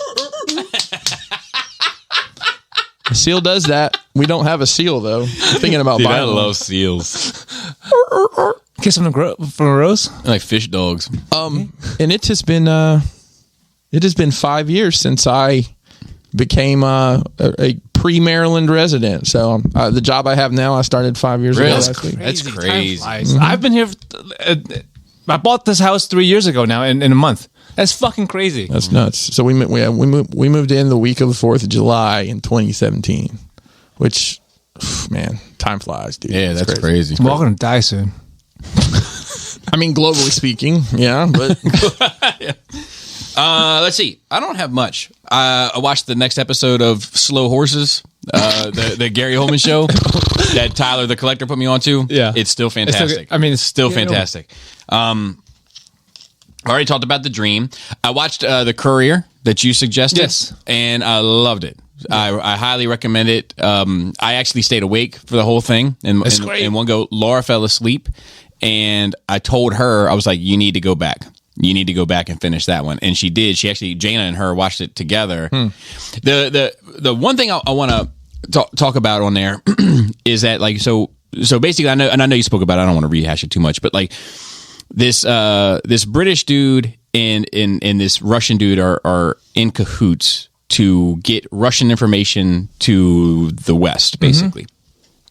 And they develop this friendship and this relationship, but they get caught and they both get locked. At the very end. And it seemed like they was doing fine for a while. And they both get locked up. And at any point, either one of them can save their ass. And I'm not going to spoil it, but the amount of loyalty that these two gentlemen had for one another was just like inspiring. Yeah, nice. it was Filzy's movie. Yeah. But it's like... But is it like a bittersweet ending that didn't make me angry? Yeah. So like, I mean, it's another. It's funny because like when we watched that other movie, it's like, oh, another Benedict Cumberbatch movie that's like him being unlikely spy that was recruited. Basically, it's almost like he's been pigeonholed into this. It's a really similar, like a historic piece with him being an unlikely spy. I saw Moon Knight. Obviously, we talked about that, and I feel like I did watch one other thing. I'm going to talk about. I'm going to have to pause it to bring it up. So the other day, Jaina had an attitude. Just like 14 now. Yeah. And it was the right time for her to have an attitude. But it's not excusable for me, though. You will not act this way toward me, period. Like, so she came home. She wanted to go to the Derby after school, which is like a little restaurant. How is that place? So I've never eaten there. Okay. She only gets the French fries. But anyway. Was this a place that's like they can walk by on the way home from It's school? literally at the corner of her school. Okay. So, or of the elementary school, which is right next to her school. So it's the Peach Pit or the Max or... yes, exactly. And there's after school places. There's a little ice cream stand behind it. I want to try that too. So that ice cream is a gourmet, for lack of a better term, or artisan ice cream, and it's either for you or it's not. I like fancy ice cream, but it's not for me because it's especially creamy. Oh, and I'm not a super creamy ice cream person, so to speak. Yeah, I know. But I'll take the charge.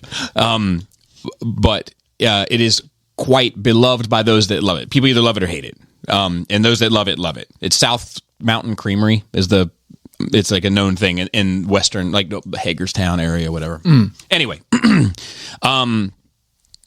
so she went to the Derby after school, had, hung out with her friends and all that. And she's like, can I go? Like, absolutely. Anything that gets her socially motivated, like she has more backing on my side than she even realizes. That's like, absolutely. She goes with her friends. They all go hang out. She gets French fries, whatever. She comes home, doesn't say much to me, sits down next to me with a pretzel, chocolate-covered pretzel, like that she got out of the pantry. And I was like, what is that? She's like, chocolate-covered pretzel.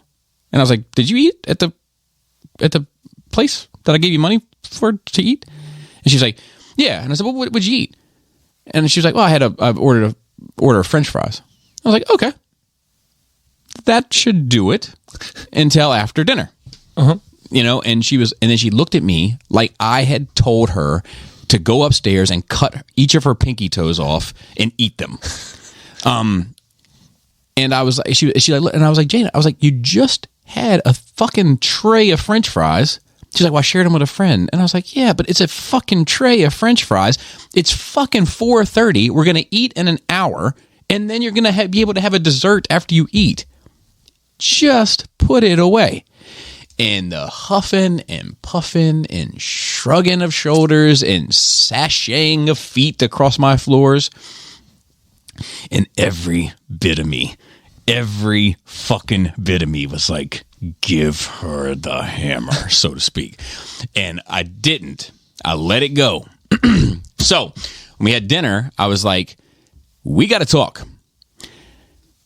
Do you like the relationship that we have? Because we do have a good relationship where she can make jokes like, I know you guys are making dick jokes, but it's a Build-A-Bear thing. And she was like, I do. And I was like, if you want to continue that relationship where we can be friends and I only need to put on the dad hat when I need to, you can't give me this bullshit. Because if you want to give me this bullshit, I'm just going to get really comfortable in that hat and we'll kill all the friendship shit. And I'll just make sure that you're good to go. So it seemed to have had an impact because she's been like, she's like, well, what? I was like, well, put a fucking smile on your goddamn face. Like be happy, be like, just, I'm not asking for much, but just don't look at me like I stole your soul because I said you can't have a fucking pretzel now when you can have it in an hour and a half. Anyway, so and it's just teenage shit, and I get it. Autonomy, I think it's more the fact that you told her probably than her not having it, which is fine. But also like, don't make me be the bad guy, right? Because I'm willing to. Y'all got any more of them chocolate pretzels? I don't know. If you might that cookie last week though was fucking great. That cookie was great. So anyway, later, so she warmed up. We got past it. It was good to go. But she brought up drugs. Like she has some questions about Dare? drugs and stuff. Did she have DARE in school? So she had a drug program. I don't think it's technically DARE anymore, but it might as well be for what it's worth. But it was interesting because I was able to have a real honest conversation about it, right? So like, she was like, "Oh, I'm not going to do any drugs," and I was like, "Cool, that's awesome, love to hear it." And I was like, "And I'll be honest with you, I want you to also eat all your vegetables, and I want you to get straight A's, and I want you to, never go to a party. I want you to do I want you to just have this nice, wholesome life. However, if you ever find yourself in a scenario where there are options available to you, let me paint a realistic picture. You are at a party, and at that party there are cigarettes, there is alcohol, and there is marijuana. Do you want to know which one I would prefer you partake in if you had decided tonight was the night that you were going to partake in something?" And like I said, and I drilled into it, I'd prefer you not partake at all. Right. That would be my preference. Right. But if it was going to happen, do you know what I would choose for you? And she said, alcohol. And I said, no. Nope. And then she said, marijuana, because she knows I would say no to cigarettes. Yeah. And I was like, yes. So we got into this conversation of it. She's like, well, I don't want to do marijuana. I was like, well, then you shouldn't. I'm not pushing you. There's. She was like, well, what are the bad things of it? And I told her, I was like, it is, even though it's a quote unquote downer, it does stimulate your heart rate. It does. And I was like, if you smoke it, there's carcinogens. These are all these negative things associated with it. And then she was like, what are the good things? And I was like, well, I was like, and we went into that as well. Yeah. And then she was like, well, what do I do if somebody passes me a joint? And I was like, well, let's role play it. So I rolled a joint, not a real joint, but like a spring roll, like a little paper spring roll, like a little paper cylinder. And smoking on spring rolls. That's a good one. Write that down. And I passed it to her. Because she was like, well, what about when people are like, come on, man. Peer pressure. Yeah. And I was like, look, how does she know about all these after school specials? Right. From this class or whatever. Right. So I'm like, look, that's not really how it goes. Yeah. At least not in my day. And I was like, so let's go with how it might go. So I put it in my fingers. So, the cigarette, the rolled thing, the joint, the joint, for lack of a better term. And I passed it to her. And she said, no, thank you. Oh, yeah, that's definitely not the way. And I was like, okay. That's how you decided to approach it. But now you have drawn attention to yourself. People are going to make a scene. It has nothing to do with them wanting you to do it. It's just that you've made such a hard line in the sand to say that you are different than them. So I was like, so let's do it the other way. You pass it to me. And she passed it to me, and I was like, thanks. And I just passed it to Laura. Yep, just making no big deal. And then she was like, "Oh, that is better and smarter." And but it was. I'm not a great parent. I'm very critical of stuff that I do in that space. Where I feel like I should be way more attentive than I am. I make way too many stupid ass fucking videos than I should, and all that kind of stuff. But I do value that I have that with my kids, where we can have a very honest, age appropriate, but honest conversation with one another. Good. I am grateful for that, and I'm glad that she chose to not be a bitch and fucking talk to me with some goddamn respect. I mean, also because unless you're naturally charismatic or street smart or been worldly, right?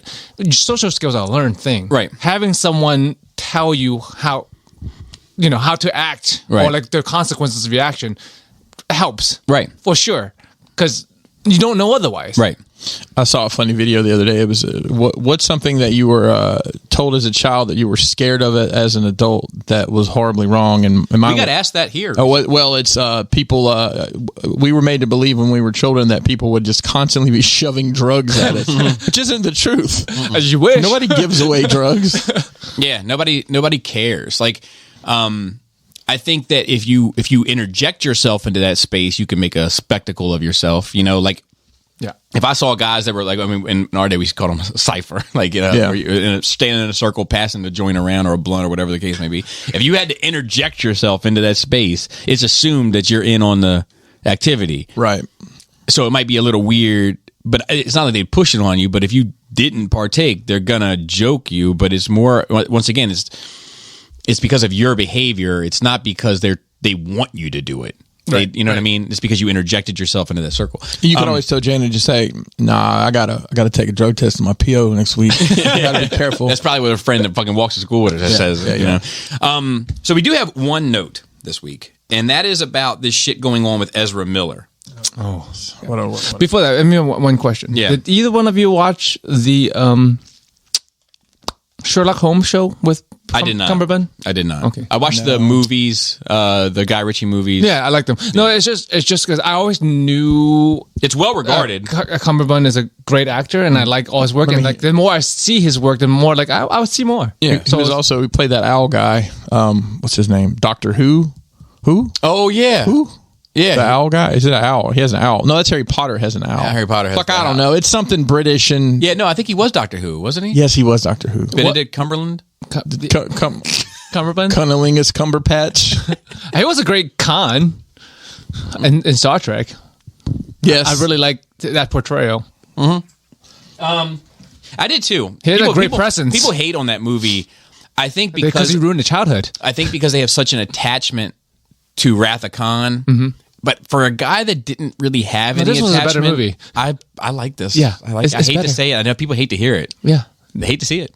I love to see it. Love to buy it. Love to own it on DVD, Joe. Predictable. Speaking of DVDs, yeah. Dude, you want to borrow? Bring it on the dude. I found the stream. I'm gonna stream it. Oh man! But like, yeah, Nicolas Cage had a AMA. I'll just wait. Friday. I'll just wait until you need that Lord of the Rings bloody again. You know what I mean? A collector's edition. All 12 hours. Yeah, but lots of walking is great. Yeah. In the fucking trees walking the goddamn. You know, I read something about Lord of the Rings. Did you know when I guess Weinstein was involved in that, he wanted him to reduce that all down to one film. Oh, really? Yeah. So in turn, the leader of the I believe the orcs in that movie looks like Harvey Weinstein. If you put him aside, the one with the fucked up face. Yeah, really? If you pull it the up, one where like the fucking rock was coming at him. Yeah, he's got some Harvey, the dumb voice. He's got some Harvey Weinstein. I vibes hate that fucking generic Hollywood Satan voice. I hate it. It's like nails on a chalkboard to me. Fire the tragic starts. Like I hate it. Because it's so cliche. Yeah, because it's so cliche. There's just like no thought and originality behind it. It's just like do the thing, do the Welker thing. You know. Anyway, I digress.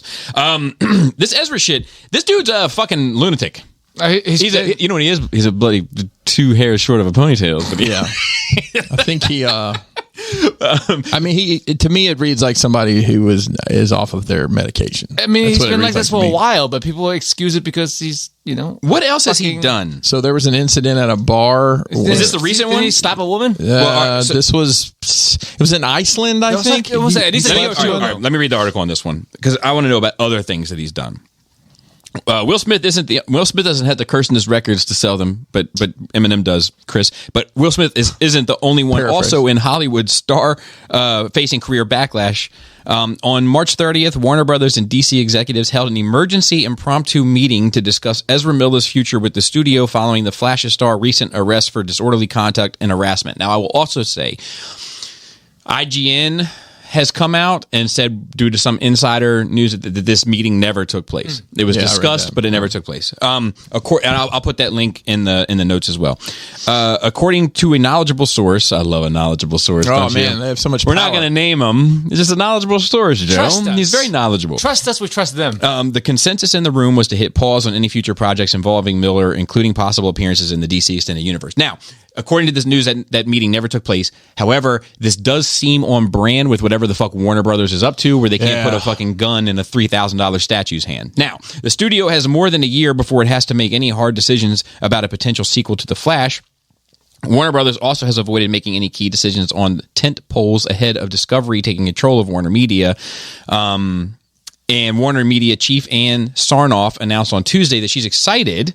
This is industry bullshit. Yep. The company is AT&T spinoffs and blah, blah, blah, blah. Last month, Warner Brothers moved the Andreas Muschietti-helmed first installment, The Flash, a production fraught with drama, from November 4th, 2022 to June 23rd, 2023. Yeah, that was a big jump. One insider says Miller had frequent meltdowns during production last year on The Flash. While the insider stresses there was no yelling or violent outbursts, they described Miller as, quote unquote, Joe, losing it.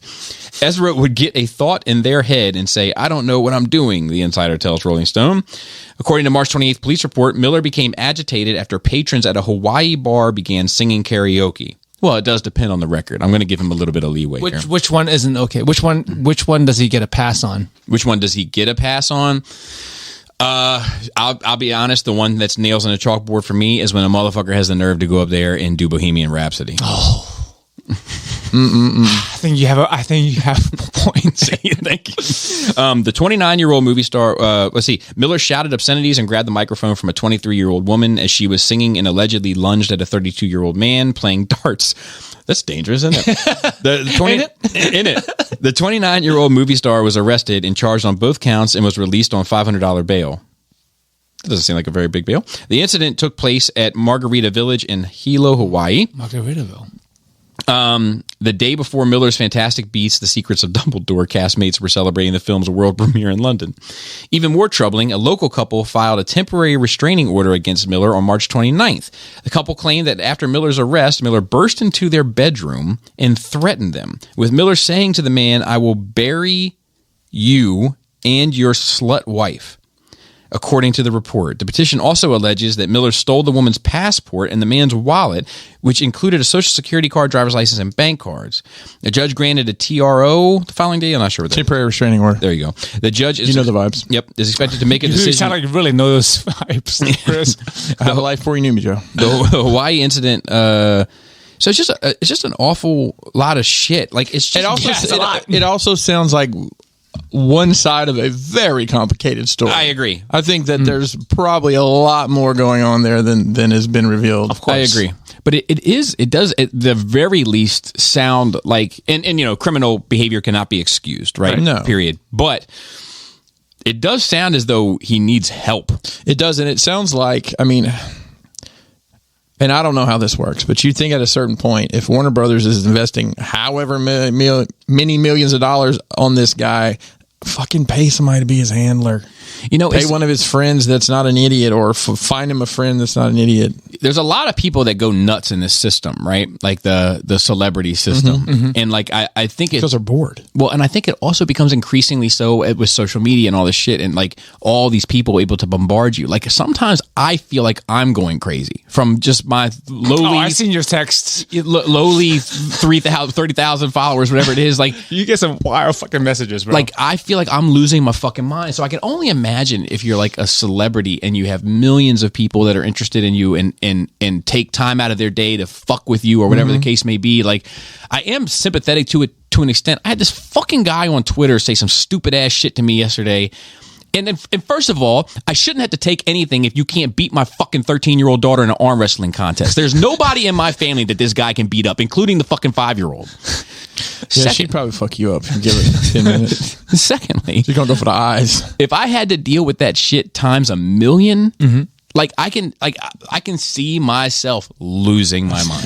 That's why at that level you either have people that handle all that for you, or you just either don't do it or you ignore it. Yeah, and then at least you can put your phone down and turn your computer off and have a normal life with your family. These people are completely outside of reality. Their entire lives are not normal. Agreed.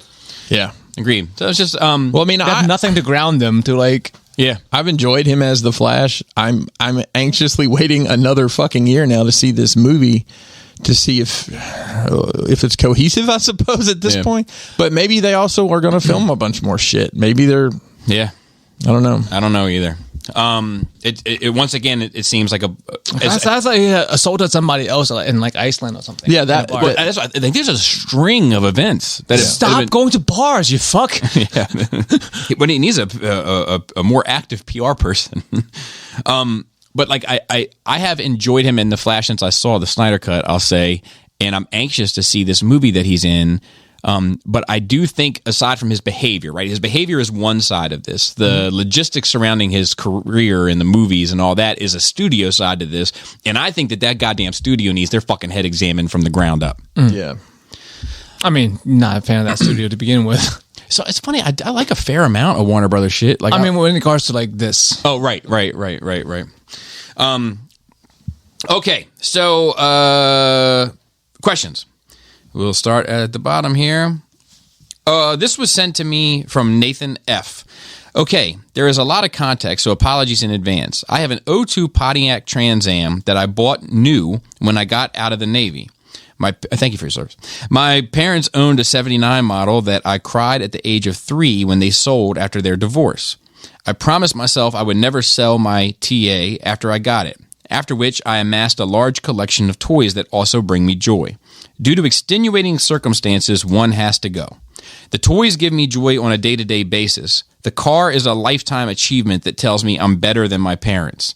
So I am torn on which goes. The car is not my ideal TA, but after 20 years, it's become my family. However, my collection has become a huge part of my personality and my connection to you, Ricky, and the rest of the guys. Please don't take it too seriously. I look forward to your input. So here we go. All right. I like a hot take right off the bat. So the car you said was a lifetime achievement. Mm-hmm. No, it wasn't.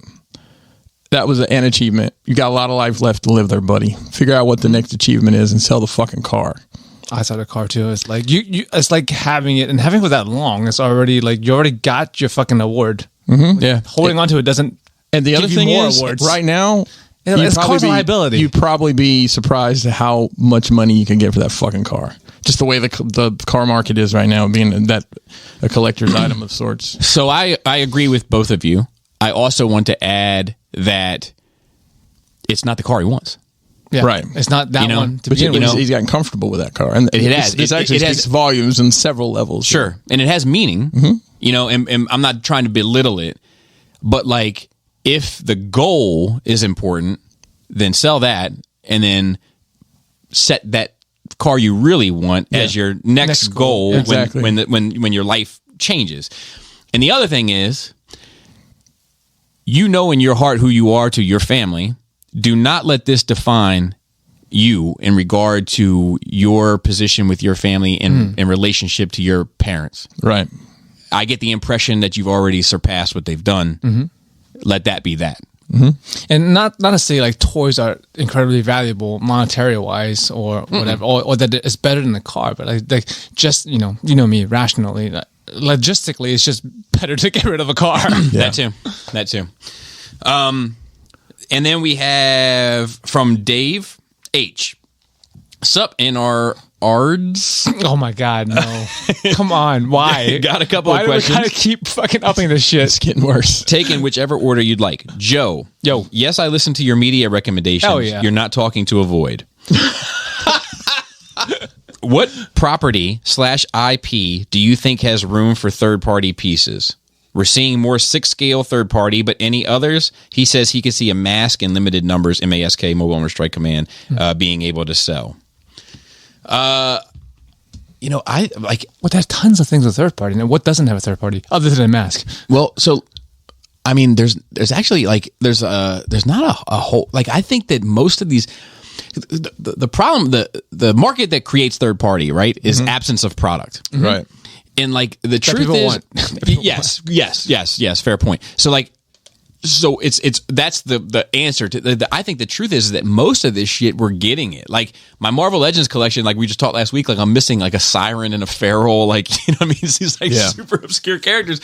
Most of the shit we're getting a fucking Silverhawks line. I think that the obvious choice is stuff like Mask. Because I think Mask is tricky because nobody wants little figures anymore. Yeah, you know, and to do it like on a 12 scale, those logistics are ridiculous. Yeah, 483 hours of print time. Yeah, right. And then you know that to make the gimmicks work and stuff. So yeah, Dino Rider springs to mind, but we're kind of getting those with those cyber Jurassic things. Like I don't know what's left that has gaps like Visionaries. It's like almost it's not even like. See, third party means that like it's third party to something else. Yeah, most of the stuff that needs a quote unquote third party, there is no party to be a third to. Right. Like Visionaries would be great. Centurions would be great. Dino Riders would be great. But the fact is that there's nobody doing them, so they kind of have the market space to themselves. Some Flight of the Dragon, some Last Unicorn, some Song of the South. I already told you that would be. They're not making Song of the South anymore. But no, because it's a third party one. Because they misunderstand it. But I would join the Mythic Legions, the Cystic Legions. I would get infected. The Cystic Legions. Yes. If they made some inspired Flight of Dragons stuff. Oh Lord, it fits into that world. Go talk to them. You know, your people. Yeah, my people. No, I don't think so. But I'm surprised somebody hasn't done customs because that's a huge custom community. But I mean, you see things like I think you recently looked at a third party Fleck Joker that because DC apparently has no interest in putting anything out. I don't think they put out anything for that. No, things like that. Surprisingly, he didn't get Hot Toys for that. Like I think he might have not signed his likeness or something. I don't even know. Like I would imagine. I don't know. Or maybe they just wanted to take that at such a serious slant. I mean, you didn't see there was literally nothing from that movie. There was no lunch boxes and there's no I think cereal. There's a quarter scale, like a Prime 1 or a Blitzway or something. I think. Anyway. Yeah, I don't know. But yeah, so he has more.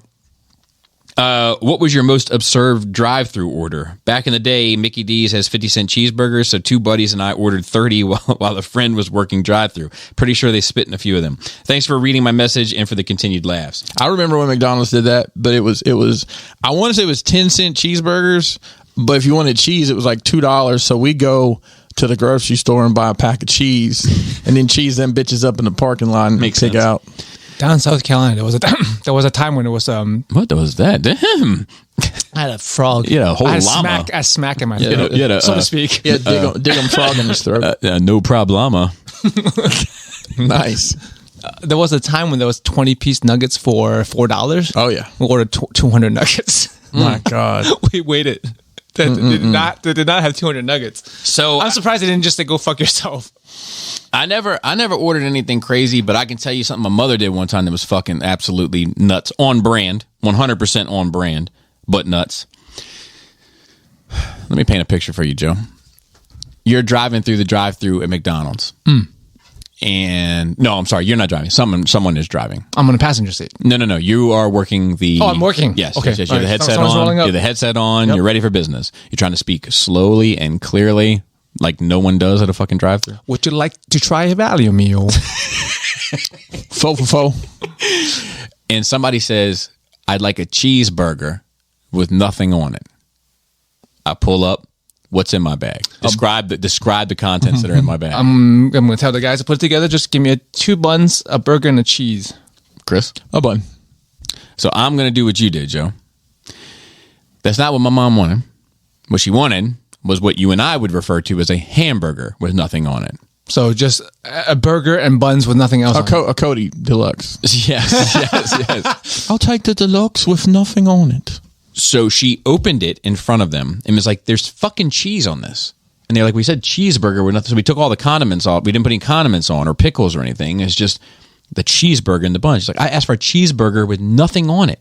And they were like, that's a hamburger. I feel like that's what that is. If you want to, we can fix it. And my mom took it apart and threw all 3 pieces, the burger with the cheese, and then the top bun, and then the bottom bun. See, I might have had to really look at my mortgage balance and make some rash decisions if I was working fast. Let me tell you something. This young kid was no mortgage. Right. But it's just my mother being completely insane. She's That's insane. fucking insane. She's insane. I mean, dude, that's the least of the insanity. I'm going to go into this on wine and cheese one time, but I mean, like, I have you could write a book of things my mother did. I'm going to go in on wine and cheese on this within the next 2 months. That is, next 3 months. By the end of summer. That's my promise. By the end of summer. That's a show on Patreon for those listening. But I have a distinct and clear memory of being in my 20s and seeing her take plates out of the cupboard, throwing them on the ground till they all shattered, taking her shoes off, walking over them, cutting her feet to pieces, leaving a bloody trail everywhere while screaming, "I'm Shrek. They treat me like Shrek." Man, that happened. I had buddies of mine, like Ezra Miller. Needs help. Needs a handler. I had buddies of mine that would hit me up like on Fridays and be like, "What are you doing tonight?" But I don't know, man. I'm up for where you want to go. I was kind of hoping I could come over there, man, and see if the circus was going to be in town. Are you serious? Mm-hmm. Just to watch the show, just to watch the world burn. Mm-hmm. So that would be my yes, $20 a head. BYOB. Yeah. All right. Ryan C. Sup, smokers? 2 cigarette stories for you from last week with the car. When I was about 18, I was hanging with a buddy at about 2:30 in the morning, cruising down the road and flicked a cigarette out the window. It came in the back window and landed in the passenger back seat, right on top of my brand new Kenneth Cole Reaction shirt that I just bought the week before. Needless to say, there was a bit of cussing and the shirt was on the side of the road after. Hanging with a different crew, smoking and joking in the middle of the night. After the arcade closed, standing out on my man's porch, and my buddy was trying to be a big dick bastard and puts a cigarette out on his arm. I looked at him and said, hell, anyone can do that. And proceeded to do the same thing at about half the speed. Needless to say, that was 20 years ago. Still got the scar today. Ooh. Food for thought. For Joe, Nick Cage as Spike in a live-action Cowboy Bebop. I know it would be horrible, but he'd have the brooding part of the character down. Bob, speaking of being old and trash, watch The Adam Project, had me tearing up the whole time. I'm telling you, it's good. Highly fucking suggested. movie. Hang Loose, Mighty Morphin Spell Table. Good family movie. Watch it with your family, bro. I'm add it to my notes. Like with the kids. Let me write it right in there now. Maybe then they'll stop giving you attitude and realize they got a good dad. Yeah, maybe. All right. Blaster writes in. He's got some sound effects, and he didn't overdo it, so that's good. Because we only got so many hours in a day, Blaster. He said, "This is why you shouldn't give me ideas." All right, here we go. nerdrageradiomail@gmail.com. Do you have a hot, loaded question you want triple teamed live on the show?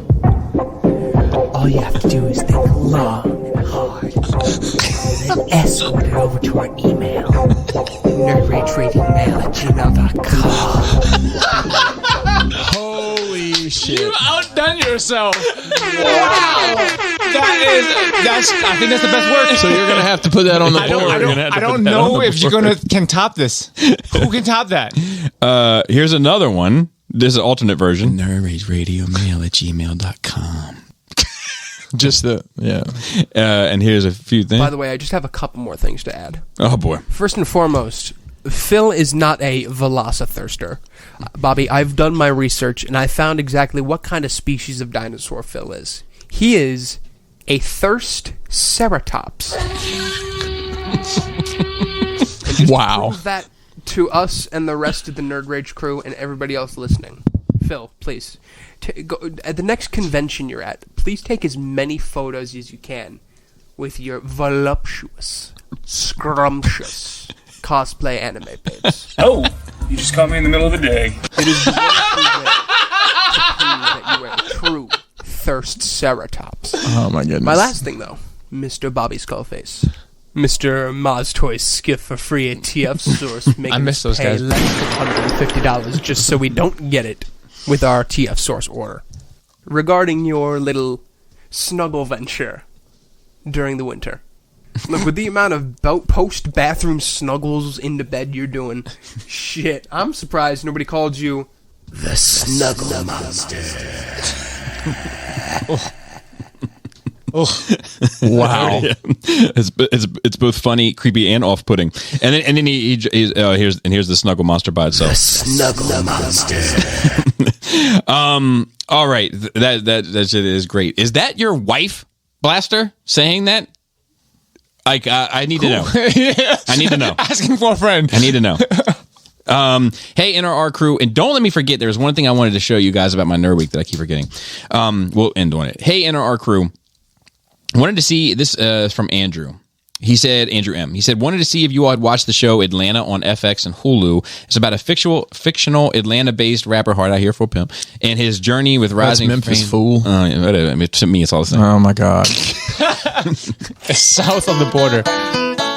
I'm kidding. Actually, the Memphis scene right now is nuts. I'm not sure if you're keeping track of it. It's crazy. Moneybag Yo. And full of murder. It's insane. Memphis is a scary, scary place. It's about a fictional Atlanta-based...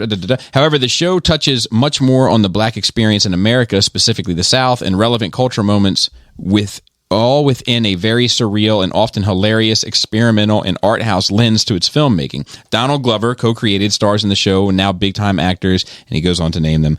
The key grip is also Craig R. Owens, if you're curious. Yes! Yes! Perfect. So I have That's all I need to know. I have watched the first 2 seasons of Atlanta. I thoroughly enjoy it. It does star Donald Glover and the guy who was in the Eternals, the black guy in the Eternals. Okay. That was one of the Eternals. He's the rapper. And that's the first time. The engineer guy. Yeah. Is the deaf guy in it? I mean, like from the Eternals, like DEF. No, the guy. I'm sorry, the guy with muscular dystrophy. Is he in it? No, I don't think so. Right. But the first time I'd ever seen that actor was in that role. So now seeing him in these other roles is like very strange to me. The 3rd season apparently takes place in London. It just started. I haven't watched any of it yet. He said, if anything, check out the Teddy Perkins episode in season 2, which is a single episode, separate story that is highly inspired by the family father dynamics of both Michael Jackson and Marvin Gaye, all within a horror story. By far the most interesting episodes of television I've watched. Season 3 is currently out right now and is highly recommended. As far as the life and times of musicians go, what is your favorite what the fuck story about a musician? Doesn't have to be about music you like, but something about a person or group's life that you always found interesting. One of my favorites is about Jeremy Spencer, one of the original members of Fleetwood Mac, who was a very normal dude until one day he disappeared right before a show in LA and was found days later a part of a cult known as the Children of God. Oh, wow. I love a cult. One he is apparently still part of today and never returned to the band after that moment. Thanks for the continued content. Once you join a cult, you usually don't come. I got a couple. I mean, I love that DMX pulled somebody over. Like he had lights and sirens on his car, and he pulled somebody over and asked for their driver's license and registration because they were going too slow in the fast lane. There's another one like that I kind of don't want to give away because it's going to be on next month's Bobby Boogie Bob. I think it's in my frontal lobe because I've just been kind of like diving into this stuff a lot recently. But Massive Attack, who you guys should probably check out if you're not familiar with them, but it started off with 3 members, 2 black guys, 1 white guy. It's a conspiracy theory and a commonly held belief that the white guy is also the graffiti artist Banksy. Really? Wow. Yeah. Wow. So that's one of my favorites. Nothing comes to mind for me. For me, it's a Metallica suing Napster. Oh, yeah. Yeah. Yeah, exactly. Everyone's Yeah. These motherfuckers. Exactly. The what the fuck moment. Yeah. That's a really what the fuck moment. Yeah. KFC. It's been a while, KFC. He says, what's up, Power Rangers? One question I have been hearing a lot lately that I needed to get your opinion on. What is there more of in the world, doors or wheels? Keep up the great work. I've heard this. I think there's a TikTok thing or something that's been going around. Have you familiar with this? I've been asked this question. There's more doors, there's more doors or wheels? Yeah. I'm pretty sure I'm going to say wheels, bro. I'm going to say, well, it depends if you count so a tank has lots of wheels, but they're connected to a tread. They're tread. So are those wheels? I mean, just think I don't know. How many wheels a semi has? A single semi. It's got a lot of doors right, too, though. But if you think about 2 doors, you ever 3 doors if you count it back. You guys can have 6, but still like 18-wheeler. Yeah, it's an 18-wheeler. But if you think there's like dressers on wheels. And what about have you guys ever had to manually unload a truck with the rollers that you lay out? You know, yeah. Down. Does that count as wheels? Yeah. And the car graveyards where cars that are just in a lot left to rot, they're brand new. But a lot of those tie out though. What? 4 wheels, 4 doors. But I mean, and that's one thing I was thinking about. Like the wheels and doors on the majority of passenger cars are going to negate each other. Do you count also the gas door? Mm-hmm. Like how many doors? And how many doors? I mean, dude, how many D-tops? Dude, I think there's more doors just because of how many D-tops are out there. Yeah, exactly. So I mean, even if you D-tarts. Yeah, I'm going doors. Even if you 1, 2, 3, 4, 5, 6, 7. There's 7 doors down here. Right. Yeah. Plus, the rest of the house. But there's also a lot of wheels down here. If we're counting toy wheel, that's the thing. Is anything round? But a lot of those toys have doors too. Can it? I mean, this cup can roll. Is it a wheel? I don't know. I can make a wheel out of it. This is from Sean W. He says, "Hi, NRR crew. Hope you are all doing well. I greatly enjoyed the 4 Dummies KO discussion. I agreed with some points and disagreed with others, but mostly just appreciated that there were some I didn't even think of before watching the video. Someone made the point about there being pride of ownership in having the originals. That was Jisk, and I don't especially like that. It's true, but it is true. It is true. Yep. Just recently, I paid stupid money, just stupid, irresponsible money for the Mafex Superman and Batman from Justice League because I wanted a full movie league, and I just knew that any little imperfections that KO's had would stand out to me like a signal alarm. On the same note, someone else made the point that if you don't want to pay what a toy costs, then you simply don't want it bad enough, which is why I also bought a Mafex Flash KO, let him stand there on my shelf with his Power Ranger-looking choking people out in a karaoke bar ass for all I care. Sean W. Perfect timing. And Harry from Manchester, UK. All right. What's all this then? What's all this then? Says, good morning. I'd messaged this last night to Mr. Skullface, and he suggested this could make it in for this week. My question for discussion would be, why haven't Fans Toys ever gone for the Big Six in anger? I know they came out with a Grimlock eventually and teased a Soundwave just after Shockwave, but that took years to be released. Also, is that where the Robot Paradise came from? Some kind of separation to cover them if Takara came after them, perhaps. So I do think that is the case. Yep, I agree wholeheartedly. I find it odd a company so competent and with a great reputation hasn't cashed in on a Megatron Prime Secret Mode yet. They also went in for mini-bots, but no B. It's almost like Fans Toys have acknowledgement that the Big Six are off limits and won't go near them. Fear of reprisals, or am I off target here? Thanks for your time and all the best. I'm going to give you my opinion on it. I had a brief correspondence with this dude early on in my. Didn't I talk to him on Shadowcast? Yes. So which dude is this? I'm sorry. Pronouns, pal. Which key group? The key group of Fans Toys? Was it the Best Boy group? Yes, it was the Best Boy group. I still have that video. I took it down. I'll be honest. I took it down off of SCU when I left and took it with me. And I might put it back up one day, but I just kept it for kind of memory's sake. Mm-hmm. Because I didn't know what was going to happen, and for all I knew, it was going to split up, which it eventually did, and what would happen to the content if it was just out there forever, so I took it. That being said, when I talked to him, and there was a language barrier, obviously, I don't know why I looked at you, Joe. You stared directly at me, bro, for no reason. Shame. But there was a language barrier, and talking to him, he basically told me at the time, and who knows what it was. What year was this? 2016? This is probably, it was probably 2015, 2016. Okay. Probably somewhere in there. I think Quakewave was the only thing out. He told me at the time that this was far from his full-time job, that this was a side project that he did. And he said his goal was to make the characters to fill in the voids. Yep. So, because he was a fan. So he's buying the Masterpiece stuff. So, and obviously some have overlapped, but I think in his mind, there's stuff that weren't good enough. So he did a Soundwave because he wasn't happy with the Takara Soundwave. Right. Is my guess. But my impression is that he's not looking to have Fans Toys be like the one-all be-all of everything necessarily. Kind of is, though. But it kind of is. He's really trying to fulfill his collection needs, right? And as a result, so I get the feeling that he's looking at Takara Megatron as, well, that's good enough.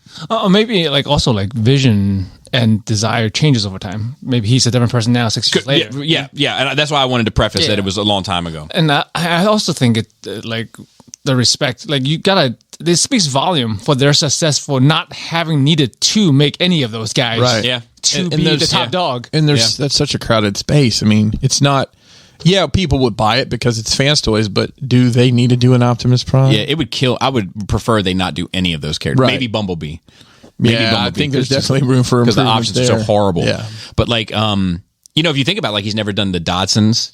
That's a buy one get three. You know what I mean? He's never done any of the. It's rare that he goes after Takara stuff. The Hot Rod and Shockwave, is that it? Yeah, I think. And he didn't even go after Takara with Shockwave because he did that first. Yeah, he did first. Yeah, so came with Lavender. And the Soundwave, I guess, is an example. But mostly he just kind of. He's working around, and I think that has to do with what he wants, not necessarily any other reason. No doubt. But thank you for sending that message in, because he sent it as a sit down Saturday, and I was like, I don't know if there's enough here for a sit down Saturday, but I'd love to talk about it on Nervous. Yeah. So thank you. And I think that is it. You wanted to show us something. You said. I do. So there's one other thing that I watched recently, and it wasn't even this week, but I've been meaning to talk about it. I watched this interview with a guy. I'm trying to find the link, so just give me 2 seconds. But he's a Chicago rapper of this guy Boss Top. Have you ever heard of him? No, I haven't, Bobby. I've not heard of Boss Top. So if heard of Boss Hog. He's definitely in that scene. And influential and has a name in the streets and all that kind of stuff. He was asked. The interviewer was Vlad. And top 5 Optimus Primes? Yeah, top 5 Optimus Primes. He was asked if he would ever, because Vlad, he gets a lot of shit, but he's often trying to like put positivity in somewhere. Mm-hmm. And he was asked if Boss Top could ever see himself moving past this and for the greater good of Chicago, do collaborations with the opposition and all this. And the answer is so funny. Give me 1 second here. I'm going to cue it up. So here it is. I'm going to let it play. I don't know if YouTube's going to flag us. We're not making any money on it anyway, so fuck it. Do you think that you yourself, if you look at your various ops, do you think there'd be a point in your life where you could say, something for the bigger picture for Chicago, me and this person were beefing a bunch of years, maybe some bloodshed had happened along the way, but we're going to put that aside and we're actually going to do some songs together to kind of send a message to everybody. You asking me? I'm asking you. Am I going to do a song with one of these Chicago rappers in the near future? Not in the near future. 5-10 years down the road. Oh, it's 5-10 years down the road? Fuck no.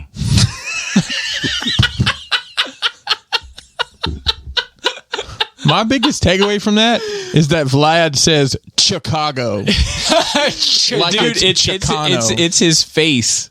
It's his face. Yeah. Oh, 5-10. Like seriously considering it? Fuck no. Like, it's super serious. I just found it so funny. That's funny. I also listened to another podcast. I listened to Shoki's podcast too. It was interesting. It was about the kind of some of the legal stuff going on in Florida. It was like a side thing, but it was an interesting listen. But I should plug the name of that shit. But I listened to this other podcast. It was on No Jumper. Balling like an athlete, but I'm familiar with No Jumper. Yes. It was the guy interviewing the creator of Soft White Underbelly.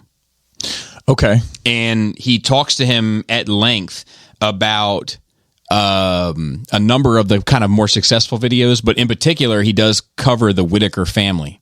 Really? The incest family from West Virginia, and talks about like his story and like approaching them, and there was stories about people chasing them off with a shotgun. I think I listened to part of that. He talks about that rabbit hole on this. And interestingly enough, I got the impression that like there was like a few aunts and uncles and brothers and sisters in that family. Mm-hmm. They're all siblings.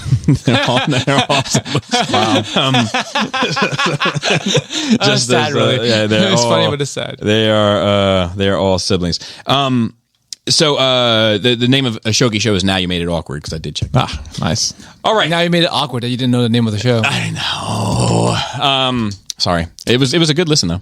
And that's it. Does anybody else have anything else? Anybody else have anything else, rather? No. So, just to be clear, that guy on Twitter, he also does YouTube videos. And if you were wondering if I would ever do like a collaboration with him, what do you think? Like, not now, Bobby. But, what do you think? Like maybe 5-10 weeks? 5-10 years? Fuck no. Okay, cool. Fuck no. With that, shout out to the rest of the Cool Table. As far as I'm concerned, if you listen to this, you're part of the Cool Table as well, especially if you have a podcast, and even if you don't have one. And also shout out to the rest of the Nerve Rage team. Phil on our notes being a little triceratops, or so I've had a bunch of people write in that you call Tyrannosaurus sex. Wow. One of the ones I got in was Triceratops. Fuckadactyl. Three fucking dicks instead of horns. One was fuckadactyl, which doesn't really work, but I actually quite enjoyed it. Oh god. So yeah, and I still like Velocithirster. But anyway, yeah, shout out to Phil, who's on Twitter and also takes care of our notes, and hit me up recently about like a 450 episode, and I was like, I don't think we're gonna do anything too special for that. 450? 350? 350. I was gonna say 350. Where are we? Yeah, sorry. But what about 365? But I did say that maybe during, maybe there might be an opportunity sometime in May to have a interesting show. Maybe. Dude, you little weasel. Oh man. Shout out to Dante on Facebook. Shout out to Raul on Instagram. Shout out to Ricky Tiki Timber on the videos, and for anyone else who may be working behind the scenes. And with that, Flappy labia. Tasty taint. tight dick player.